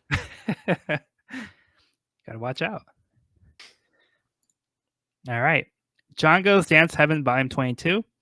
The mighty captain of the Navy's main fleet. Full Body makes quick work of the Tulip pirates. Guess they weren't so formidable after all. I guess not. Yeah. If Full Body can take them out. Oof. And Full Body's like facial expression looks so over this fight. He's just like, why did I even have to do this? This isn't even fun. Like, no. He's like, where'd my friend go? We're having a good time. Yeah, he's like, I want to dance more. That man. That guy was cool. At best, he's wondering what he's gonna have for lunch later that day. Like, maybe I'll try one piece Italian. No. It's like maybe they'll have my wine at the Baratier this time. Maybe now that crap chef isn't there anymore. Does he even know that Sanji? No, I don't think so. No, he won't even know. He's never gonna set foot back in the restaurant He's again. never. Yeah, they probably wouldn't let him. They'd beat him up on sight. So yeah. He's up on the wall like he's banned. Yep. Yeah. Next to Luffy. And Sanji. Anyway, chapter 154, on to Alabasta. As Dalton and Crayha continue to reflect on Hiriluk's legacy, one of the men approaches Dalton with Luffy's wanted poster. Turns out, someone had come to the island about a week ago looking in pursuit of Blackbeard. Blackbeard was no longer in the country, so the traveler had inquired if a pirate in a straw hat had come by. The man said no, but the traveler handed him Luffy's wanted poster and requested that he pass along a message should Luffy come through. He said he would be waiting in Alabasta for 10 days. He says his name is Ace and that Luffy would know who he was. They were unable to pass along the message before Luffy left, but Dalton has a hunch that they would be heading to Alabasta anyway. Dalton notices Crayha is unusually quiet as she stares at the wanted poster. She asks if he's ever heard of Gold D. Roger. He's confused and realizes that she must mean Gold Roger, only the most famous pirate in the world. She smiles to herself that the will of D lives on. Over on the Mary, the crew celebrates the arrival of their new crewmate and the sight of the cherry blossom snow as they finally continue their journey to Alabasta. Well, most of them. Phoebe is tending to a recovering Karu who is frozen in the water. Chopper says he had jumped in the river in an attempt to save Zoro after he had disappeared. Chopper reveals that the medicine isn't his only talent, as he's able to talk to other animals. Chopper suddenly realizes that he left his medical supplies behind. Luckily, Nami found his bag in the sleigh, already packed. They realize Kureha must have prepared it for him after all. Only now realizing that Chopper is a doctor, Luffy tells him to join the others in their celebration. Elsewhere, Mr. 2 has arrived at Little Garden, where he questions his subordinate on how they could have missed Mr. 3 on the way to Little Garden, as they were to intercept him on his way back to Alabasta. Realizing that Mr. 3 is no longer here, and with failure not being an option, they head back to Alabasta at full speed. On Sandy Island in Alabasta, Miss All Sunday reports to Crocodile that there are pirates wreaking havoc in Alabasta. Crocodile states that the 7 warlords of the sea are heroes to the masses. He must keep up appearances as he leaves to quell the chaos. So much happens. Okay. Yeah, so there's quite a bit in this chapter. There's kind of a lot to unpack here. Yeah, there's a lot going on. So I want to start with Evan's reactions on this one because there's a lot of things that are introduced in this chapter, and I want to kind of see where Evan's thoughts are. I agree wholeheartedly. Evan should go first. Is this the first time we have seen or heard mention of Ace? Yeah. I think this was the first time we'd heard that name, right? Yeah. Okay. So we had heard of Blackbeard. Yep. Who came to like the Drum Kingdom a little while ago. He's the one that drove Wapple out, or Wapple kind of like abandoned the kingdom. Right. And Blackbeard kind of did his thing. So Ace came here in pursuit of Blackbeard, but he was here too late. Well, that was a very mysterious introduction. Yeah. So, what do you think of this Ace character? Yeah, I don't know. There's not much revealed. But he's looking for Luffy, and we know they're going to be in the same location, so they might cross paths in the very near future. Okay. Do you have any idea why he might be looking for Luffy? I guess I didn't look too into it. Because last time we saw somebody looking for Luffy, I think it was like Alvida. We didn't know what Alvida's motives were. So I'm just kind of spitballing here and seeing if you have any theories on where this is going. I guess I don't. Okay. I feel like they didn't really give much away. They really don't. I'm really trying to read into it now that you said that, and I'm not really drawing any conclusions. No, that's totally okay. I was just saying if anything kind of came to mind. But yeah, you're not supposed to really have too much of an idea here. But I just wanted to kind of see where your head was at. Unless it's like a character we've already met. A freckled character. It's Alvida again. Nah, just kidding. Yeah, no initial guesses. Okay. But I'm excited to see where this leads. And Did then... you ask him? Oh. Nope, go ahead. You might be going, well, are you the will of D? Yeah. Yes, so I thought that was really cool that Kureha had known Gold Roger before he went by Gold Roger. And this isn't the first time that someone has said, like, the will of Gold Roger lives on through Luffy. So we got that before as well. Yeah, but she uses a different term here. Like Sean said here. She says the term the will of D. The will of D. Mm-hmm. Right. So referring to Gold Roger, though, right? To Gold Roger, but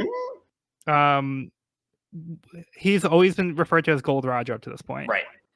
So she specifically says Gold D Roger. So like his name is Gold. Shit. He has the initial D. Roger, that's his name. So does Luffy. His middle initial is D. Luffy, His first name Luffy is GOL, and Monkey D. Luffy. Uh-huh. So she sees a wanted poster and she sees that Luffy's name is Monkey D. Luffy. So she sees the initial D and she uses the term the Will of D when she sees that name. Oh shit, that's huge. I didn't put that together before. I just I thought that little detail was more just oh, Korea's known him since before he knew him since before he became Gold Roger, as he's famously known. Yeah. As just they're old friends or they knew each other before he went by Gold Roger. But I didn't put the middle initials together until you guys just brought that up. But that's pretty cool. So yeah, I think it's kind of been a thing where it's people started calling him Gold Roger, and that's the name that kind of got picked up. But Koreha knows that his real name is Gold D. Roger, so that's what she was picking up on, and she's seeing the connection with Luffy's name and Roger's name. Wow. What does the D stand for? Stands for D. D-E-E. Numpies reference there. A Numpies reference. I'm gonna play that for him at some point. I want to see Evan's reaction, but yeah. Yeah, actually, I was rewatching those a few weeks ago. They get progressively stupider. Yeah, and he stopped. He just kind of. It just stopped. Yeah, it just stopped. He made 8 of them, and he's like, "All right." I mean, after the last one he made, it just keeps going to a cartoonish level of just all right. So, I'm sad, but I enjoy what's there. Yeah, exactly. But anyway, back to this story here. Yeah, just wanted to point out there's this concept here that it's very mysterious what this is. We don't get an explanation for what the Will of D is. It's just a little drop.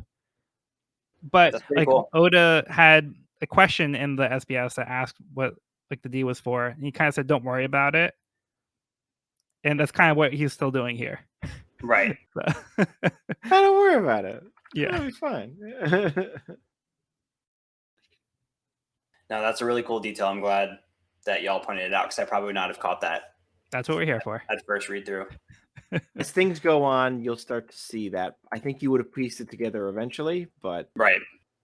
Yeah, having it in the back of your head now is going to make things even more interesting. So yeah, because Sean and I have gone through the series, so we kind of know the seeds to look out for. You don't know what the seeds are. So the seeds are being planted, but sometimes you might not see all the seeds. So that's why we're trying to point out oh, there's a seed right here. Oh, there's a seed right here. Let's just say some fertile seeds are planted in this chapter. Nice. Yeah, I'm excited to see them blossom. Me too. Later on. Eventually. Someday, hopefully. Someday. Also, God, this is the first time we see Tuban Clay. Yeah.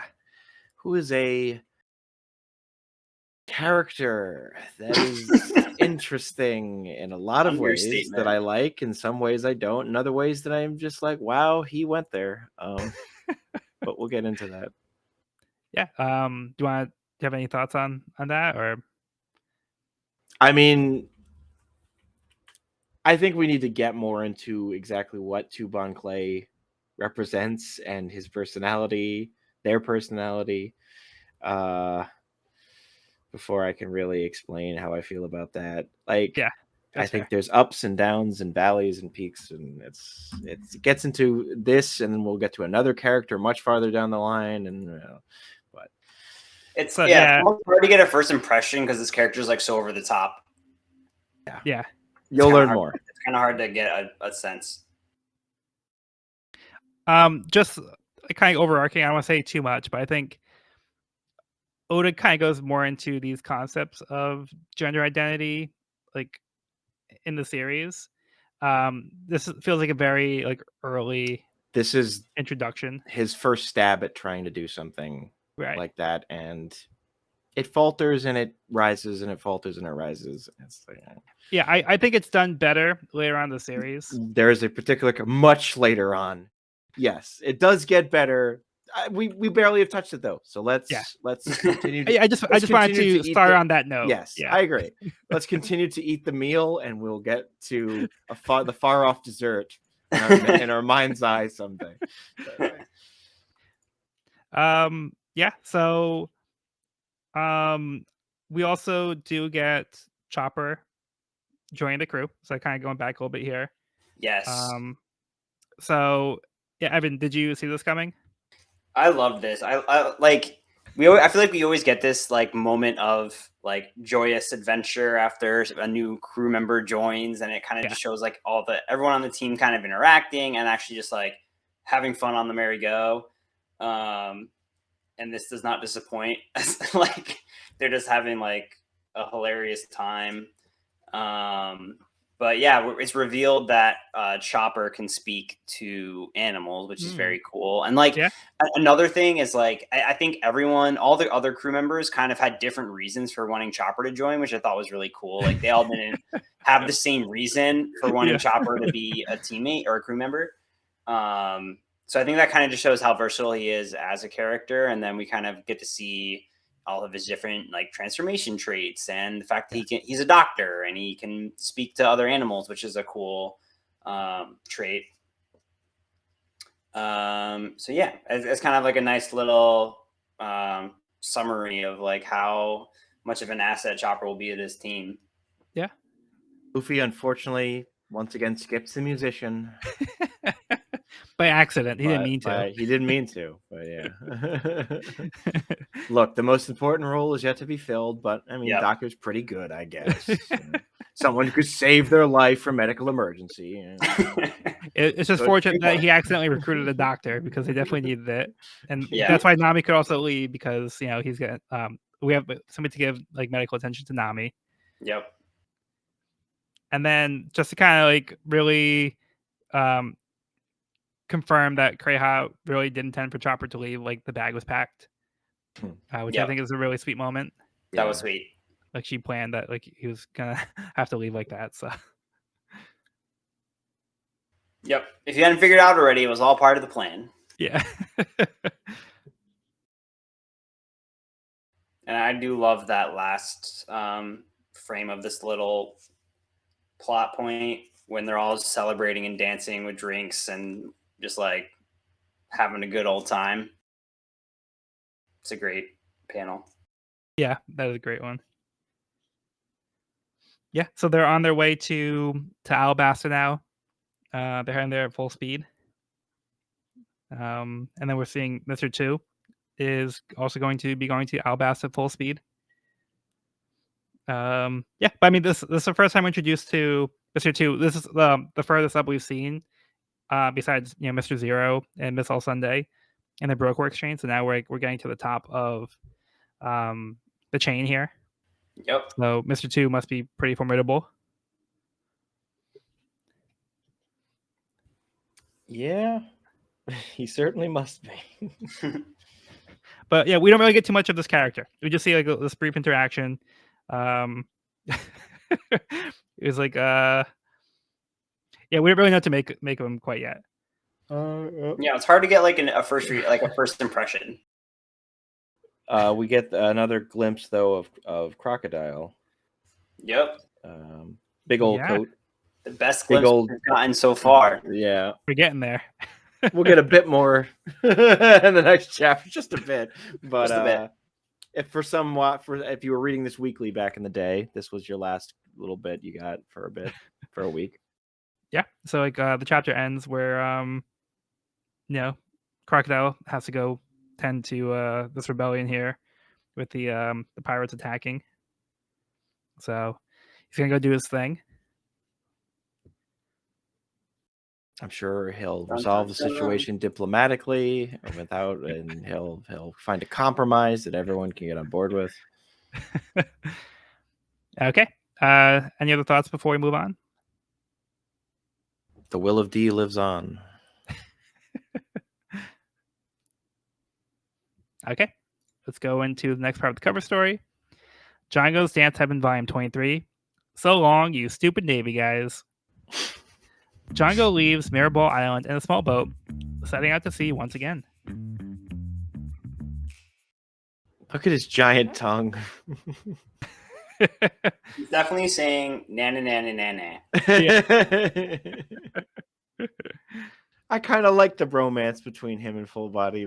Yeah. It was not to last. Well, he's living with Full Body on his mind. Yeah. So. But yeah, that's as far as we get in the cover story so far. A love formed by disco. All right.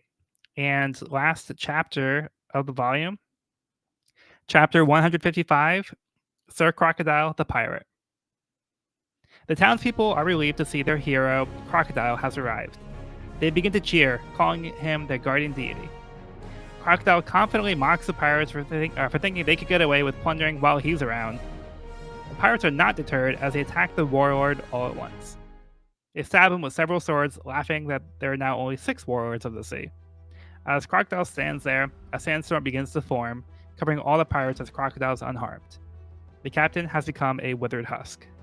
The crowd cheers as Crocodile makes his exit with the spoils in tow. At Alabasta Palace, home of King Cobra Nefertari, the royal guards report that it was all over by the time they reached the port where the pirates attacked. Cobra says that they're in Crocodile's debt for him helping save the citizens. Meanwhile, on the Merry, Sanji accuses Luffy of stealing all of their food supply. He doesn't do a very good job of hiding his guilt, but Sanji doesn't realize he had accomplices. Vivi explains to the group that Crocodile is considered a hero to the citizens of Alabasta, who are unaware of his true intentions of taking over Alabasta. Luffy simplifies things by saying he just has to kick Crocodile's butt and the kingdom will be saved. Vivi agrees, but specifies that they need to end the rebellion and expel Baroque from the country as well. Usopp asks more about the organization itself. Vivi tells him that Crocodile is Mr. Zero, and the 12 agents under him are the officers who take orders directly from him. The men are named after numbers, and the women are named after dates. Most of them have devil fruit powers and are dangerous. Under them are the frontier agents, also known as the Millions. Then under them are the Billions. Mr. 13 and Miss Friday are special agents who execute agents who fail their tasks. Luffy's main plan is still just to kick Crocodile's butt. Now he points out that if their goal is to take over Alabasta, that means remaining agents will be gathering at Alabasta.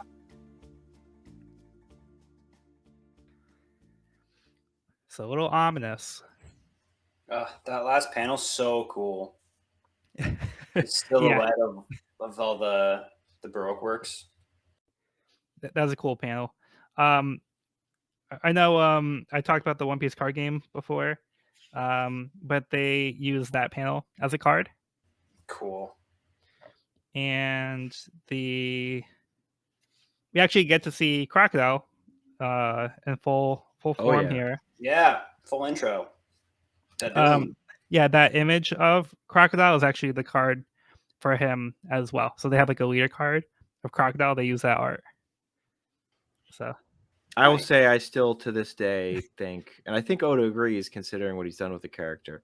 Crocodiles is one of his best designed looking characters. He's just so effortlessly like sleek and cool looking. He's just at the hook and the big coat and the scar across his face. It's just A+ S tier design. Yeah, on that note, I saw this at the store the other day and I had to get it. Oh my god. I found the Crocodile Pop. That's awesome. I'm not a big Funko fan, especially what they're doing these days, but that is a good looking one. Yeah. They actually change his eyes a little bit. It's not just him being like, oh, I'm a Funko now. Like they actually did something. So that's nice. Yeah. I saw that one. I was like, I have to get it. Especially for today. So perfect. So I know we've been trying to get Evan's thoughts on a lot of these, but this is also the first time we've seen Crocodile. So I do want to go back to Evan on this one and just get his initial reaction on Crocodile. Yeah. Like Sean said, it's such a great reveal. And the character design is impeccable. Like, I really do love this character design. We see him on the rooftop before that with, like, the coat kind of floating out. He looks great. And then we do get a glimpse of his power, or a greater glimpse of his power. Because we originally had seen him wither a flower with his hand, right? Yeah. That was in the last volume. And then in this volume, we see him stabbed by multiple swords, which unphases him, and then he summons some sort of like sandstorm. You said sand, but like it's kind of hard to tell under first impression what actually the material of this is, but he kind of like buries his opponent in like a sand looking sort of substance. Yeah, so it's sand. So it's sand. he wasn't sure if you were trying to be like ominous as well, like not giving anything away. It's sand. Sand. Yeah. So, like I said, like we're connecting the dots. That's why I pointed out that flower thing because we can see Yes. here, he uses that same thing on the captain of the pirates here. So there's a panel where he's like he looks kind of like a zombie now. So he's kind of withered away. So, that's what we saw him do with the flower. And he like sucked the moisture out using the like from the flower, and it caused it to wither. So we see the same kind of effect happen on this pirate here. So he actually used it on the person and caused them to kind of like wither away a little bit. Yeah, Sean, how about you? Thoughts on this one? It's one of the best introductions for the main, like, I mean, spoilers, villain of the saga, like, or the arc, whatever. It does everything you want to do. It establishes a threat level. It establishes his coolness. It establishes his reputation amongst the other characters of the realm or island they're on. And this is it's a polar opposite of Wapol, where he's a petty tyrant that everyone hates. Here, we know this guy is shady, but he's also seen as a glorious deity of the land. Like, Yeah. so it's Right. polar opposite of Wapol's being hated by pretty much everyone except his own men. Here, the common folks look up to him as a godlike figure, practically. Yeah, he's definitely swayed the masses here. Say again, Joel. Sorry. Oh yeah, he's definitely swayed the masses here in his favor. Yeah. So he's kind of gained their trust, and like before he heads out, he's like, "All right, well, I'm gonna go do my hero thing," and then he shows up. They all cheer for him. BB had mentioned before how like the people think that he's like this hero, but like they don't really know his true intention. So like we know as the reader, and like from BB's perspective, she's told us what's going on. But yeah, we see these people who have been completely like they're completely in love with this character. He shows up. He takes the money that like the pirates were going to take, so he takes it for himself. So he's not really actually helping the people. He just kind of like attacks the pirates and takes the treasure and like kind of heads off. But the people are like, "All right, yeah, thank you for helping us." And then we get the reactions from Cobra and his men, and how they're like, "Oh yeah, we owe Crocodile debt. He came in, he's helping the citizens, so he got there before we could." So it's kind of got like the kingdom like under his thumb right now. Yeah. Good stuff. Then Luffy eating the food. We go from this awesome sequence of Crocodile to I love. Don't try to fool me. Hey, what's in your mouth? It's food. It's just such a classic. Just like wow. Yeah, we go from like Crocodile, who has like this swagger and he's like so cool, and this like picture of Luffy who's like super goofy, and like this is like the protagonist of our story. Like, so like there's like a big contrast between these two characters here. Yeah. Then we also get kind of a little recap on the Brokeworks organization, but we get a little bit more details here. Because it's been a while since, like, again, if you were probably reading this week to week, that would have been like, a few volumes ago.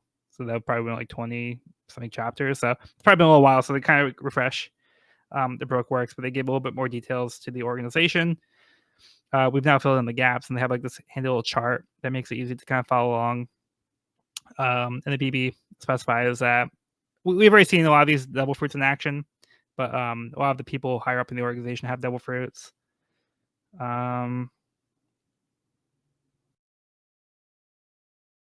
Yeah, and just kind of like a little breakdown on how they're set up with like the naming conventions as well. Yeah, that was But helpful. yeah, also to note here, Mr. 2 doesn't actually have a partner. Yeah, he doesn't want one. So like last chapter, like he asked like am I Mr. Idiot? Am I Miss Idiot? Like which one am I? And like and then like his subordinate didn't really know how to answer. But I think that kind of also gives you like an indication of like where Mr. 2's at. He kind of fills in like his own partner. So he doesn't really need one. It's Set up to an arc that is fondly remembered, and we are just kicking it off, and I'm excited to see where it goes with Evan. Yeah, now we're getting into it. Yeah, I'm super excited. This has got to be the most like epic build up so far to an arc. So for sure. Pretty stoked. Yeah, Baroque Works has been very cool. Yeah. Yeah, and that last image they leave you with is like so ominous and foreboding. Yeah, because there's also a few more characters that we haven't seen yet. They kind of saw a bunch of characters we don't know yet. We actually do get the names of some of the characters though. Yep. So we see we haven't seen Mr. One yet. His partner is Miss Doublefinger. I think that's supposed to be like 11. Is the Doublefinger, if I'm not mistaken. I have to double check to see what Doublefinger actually is in reference to, because it's not like a specific holiday. Yeah. Or day of the week or whatever. Yeah. Like it's just okay. Doublefinger is a reference to New Year's Day. So it'd be January 1st. So 1/1. Oh, so Doublefinger. Okay. That's what it was. Oh, interesting. Yeah. So instead of just saying like Miss New Year's, it's just Miss Doublefinger. Which should have been Miss Halloween. Yeah. That would be cool too. That would have been cool, but oh well. And then we get Mr. Four's partner is Miss Merry Christmas. We haven't seen Mr. Four yet. No. We never see Mr. 6 or Mr. 7 or Miss Mother's Day or Miss Father's Day. Because we saw Mr. 8, Mr. 9.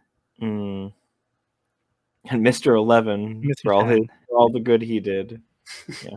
Yeah, Mr. 11. So yeah, there's like a few gaps in there from what we've seen. So yeah, plenty to fill in.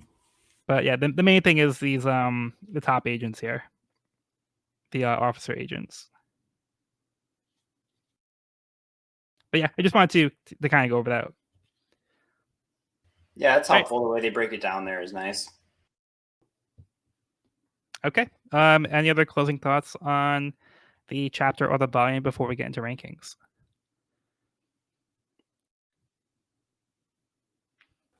Okay. Overall, very good. Yeah, definitely a solid volume. There's a lot of great moments in here that I think are important to the series as a whole. Like we talked about, like the moment with the flag, I think is iconic with Luffy holding up the Hiriluk's flag. We get the concept of the Will of D. We get more insight into like the deal with Blackbeard and now his character Ace. Chopper has officially joined the crew. Here. Yeah, and we see Crocodile in full force. So yeah, there's a lot going on. Things. Yeah. And of course, Wapol being defeated finally. So okay, so let's start out with the arc rankings. How about we start with Sean? You previously had an S rank, Arlong Park, Baratier. A rank was Little Garden, Logtown, Romance Dawn, Syrup Village, Orange Town. B tier was Whiskey Peak and Reverse Mountain. Yes. I would put let me think. Can I change one that's already been placed to make it lower? Or if you feel like it. Because at the end of the day, I want it to be like your rankings. Because I mean, for me personally, like my rankings might probably change from like one day like to like another day, but like it's up to you. I'm gonna leave it as your call. A rank is getting pretty full already. Is the idea for me? Oh yeah, no, and like the A rankings are kind of fluid because as we go along, we have more context to what makes like a better arc. And with the early arcs, it's hard to tell, like, oh, is this an A rank? Like, if you read like the first arc, you don't know if it's like A rank, like, C rank, like you don't know. So as we go along, like it may recontextualize what we have. So by all means, if you want to like push things around into different tiers, by all means. I would probably drop Orange Town to the top of B rank and probably put Whiskey Peak at the very bottom of A rank. Okay, so you'd want to swap Orange Town and Whiskey Peak? No. Whiskey Peak stays at B. Okay. Orange Town goes to B. Okay. The top of B. And then what is the Drum Kingdom? Yes? Oh, Drum Kingdom. Drum Kingdom is the one is the name of the Wapol arc. Yeah. Yes. Okay, that I would put at the very bottom of A. Sorry, my brain, I was reading my things out loud. Gotcha. Okay. So Arlong Park, Baratier, Little Garden, Logtown, Romance Dawn, Syrup Village, Drum Kingdom, Orange Town, Whiskey Peak, Reverse Mountain. Essentially, yes. Okay. I'll change my graphic and fix it for you, and I'll post that. Okay, and that way sounds it'll good. be clear. But yeah, I think it's overall a good arc. It's very, very good with some cool, mostly more for like that. Honestly, that one chapter with the Will of D and the first appearance of Ace is doing a lot of heavy lifting for just like. But I can't really judge it. So it could be, this could be top of B as well. So I honestly don't know. I don't know. I'll get around to it. I want to hear. Let me hear yours, Evans, Joel, something. Yeah. Okay. Yeah, Evan, how about yours? I have like a similar thought. I think it's maybe like bottom of A or middle of A. I thought it was really fun arc, and like adding Chopper, I think was awesome. Like I really enjoyed like Chopper's introduction and joining of the team, and I think Wapol was a fun villain, even though he didn't put up too much of a fight. But he was like a devil fruit user, which I thought was cool, and his ability was weird but interesting and kind of fun to see depicted. Yeah. So I'll throw it. I'm gonna put it like in middle of A, maybe like between Lodge Town and Syrup Village. Okay, so you'd have Arlong Park, Barate, Little Garden, Log Town, Drum Kingdom, Syrup Village, Romance Dawn, Whiskey Peak, Reverse Mountain, Orange Town. I think so. That sounds good to me. Okay. So I think I'm probably more positive than you guys on this one. I would actually put it. So for my rankings, I have Arlong Park, Barate, Little Garden, Syrup Village, Log Town, Orange Town, Romance Dawn, Whiskey Peak, Reverse Mountain. I would actually put it right between Arlong Park and Baratier. So an S rank, right behind Arlong Park. All right. So I know Sean has an affinity for Baratier. So for him, Baratier I think is going to rank higher. But I mentioned in the past, like Baratier, like I think is really good, but it's not my favorite. A weak villain. Yeah. Yeah. Like and this one I think there's just a lot of like really strong things that are introduced as like a whole that are really important for like the world building. I love this story. I think that the payoff is like really good. Chopper's arc and his backstory I think gets really paid off here. Wapol I think is also kind of not the best villain, but to me like everything else is like so strong. I think this is like one of the strongest arcs we've had so far. And I just really love a lot of these things that we're introduced to. Like you talked about, like there's like these little seeds here with like the Will of D. We see this character Ace, but that's like very minor. The actual like characters that were introduced here, we have like Dalton, Kreha. Hiriluk's backstory I think is pretty tragic the way it plays out with Chopper. I just think there's a lot of like really strong storytelling things here. I find enjoyable, and then Luffy's determination to protect his friends and save Nami, and Luffy standing up to Wapol and defending the flag. I think those are all just like really great moments of the series. So to me, this is like a really strong arc. Totally. Yeah, can I change my answer after hearing Joel's beautiful description of? Nope, locked in. Your opinion does not change. Damn. No, you can change it. No, I'll leave it where it is for now. But I don't want to sway you too much. I want to be your opinion. That's why I go last, because I don't want to sway you guys too much. But Will I consider mean, myself at swayed. the end of the day, though, it is your opinion. So if you feel like what you put before, maybe you wanted to change it, I'm fine with that. Maybe next time. Well, I'll leave it. I'll Okay. leave it where it's at for now. Okay. Yeah, I just think as we go along, it's gonna be harder to remember like previous arcs. Yep. So as we finish an arc, like it's kind of like a double-edged sword because it might be like you might be hyped because we just had that arc, but then like when you think back on it, you might not remember it too well. So like your feelings that might be different from now compared to later. But I'll leave it up to you, however you want to do it. Well, fine. Given the opportunity, I'm going to change. I think I'm going to put it after Baratier, but S rank. Okay, so you're gonna put it third. Yep. Okay, fair enough. Okay, and let's get into the villain ranking. Okay, so we had S rank Arlong, A rank Buggy, B rank Kuro, and Krieg. So we've only ranked the 4 villains so far. So where do you guys want to put Wapple? Let's start with Sean. Is this a communal ranking or? Yeah, we're doing this as a group. Cool. Oh, me, I'd put Wapple at the in between Kuro and Krieg. I like Kuro a little bit more. I like Wapple more than Krieg. Because at least Wapple's power is more interesting than I have a bunch of gadgets. Okay, Evan, how about you?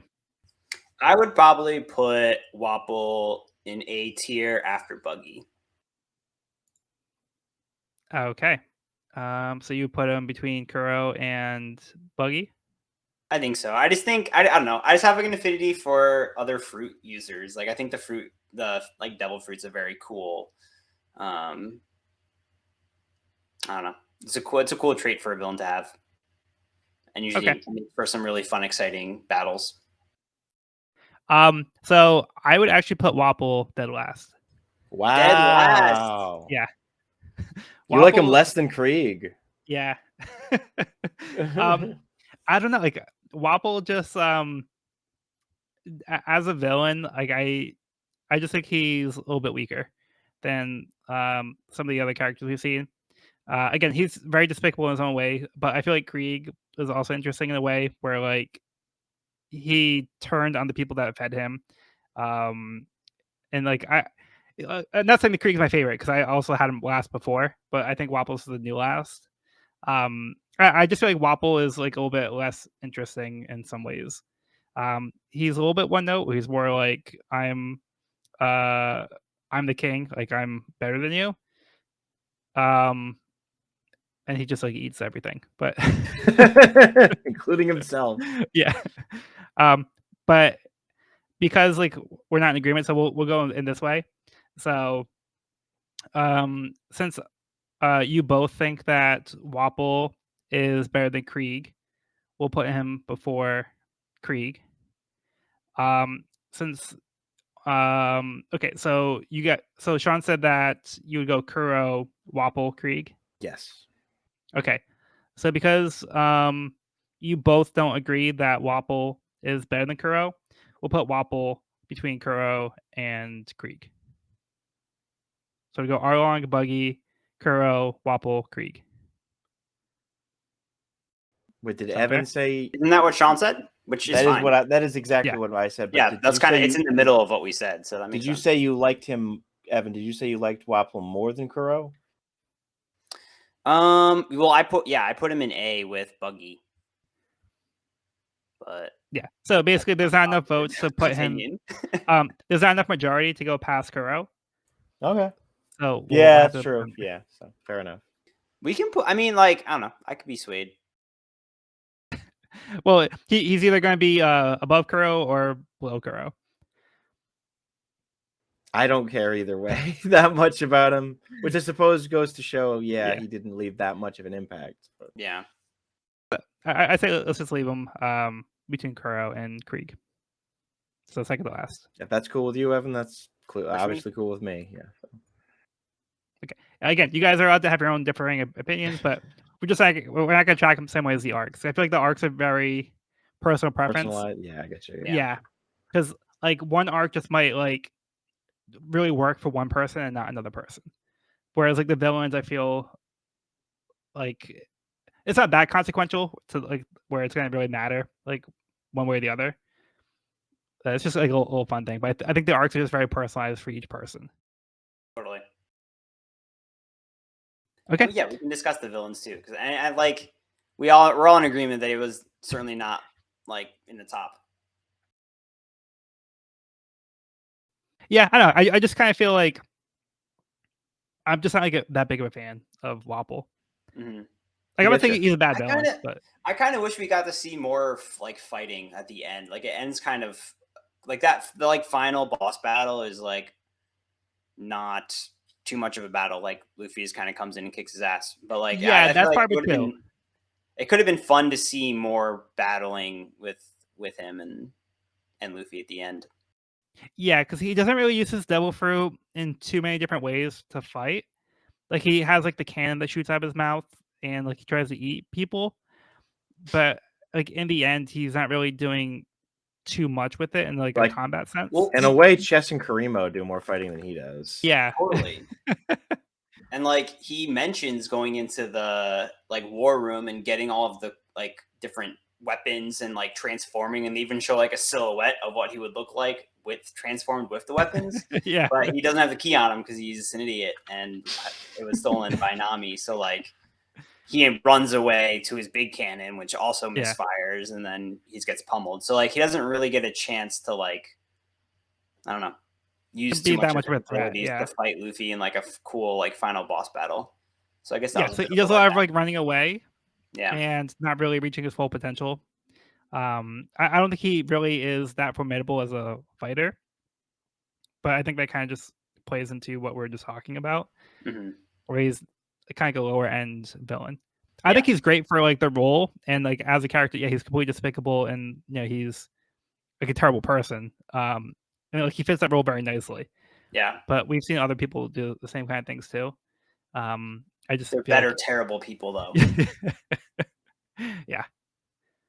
Yeah. So that's where I'm on that one. I agree with you. He was pretty one note. Okay. So any final thoughts before we wrap up? Onward to Alabasta. Yes, let's go. Yeah, definitely excited for that one. But that is going to conclude this week's episode of the We Are Reading One Piece podcast. You can find this episode wherever podcasts are found at wearereadingonepiece.buzzsprout.com or on our YouTube channel at We Are Reading One Piece.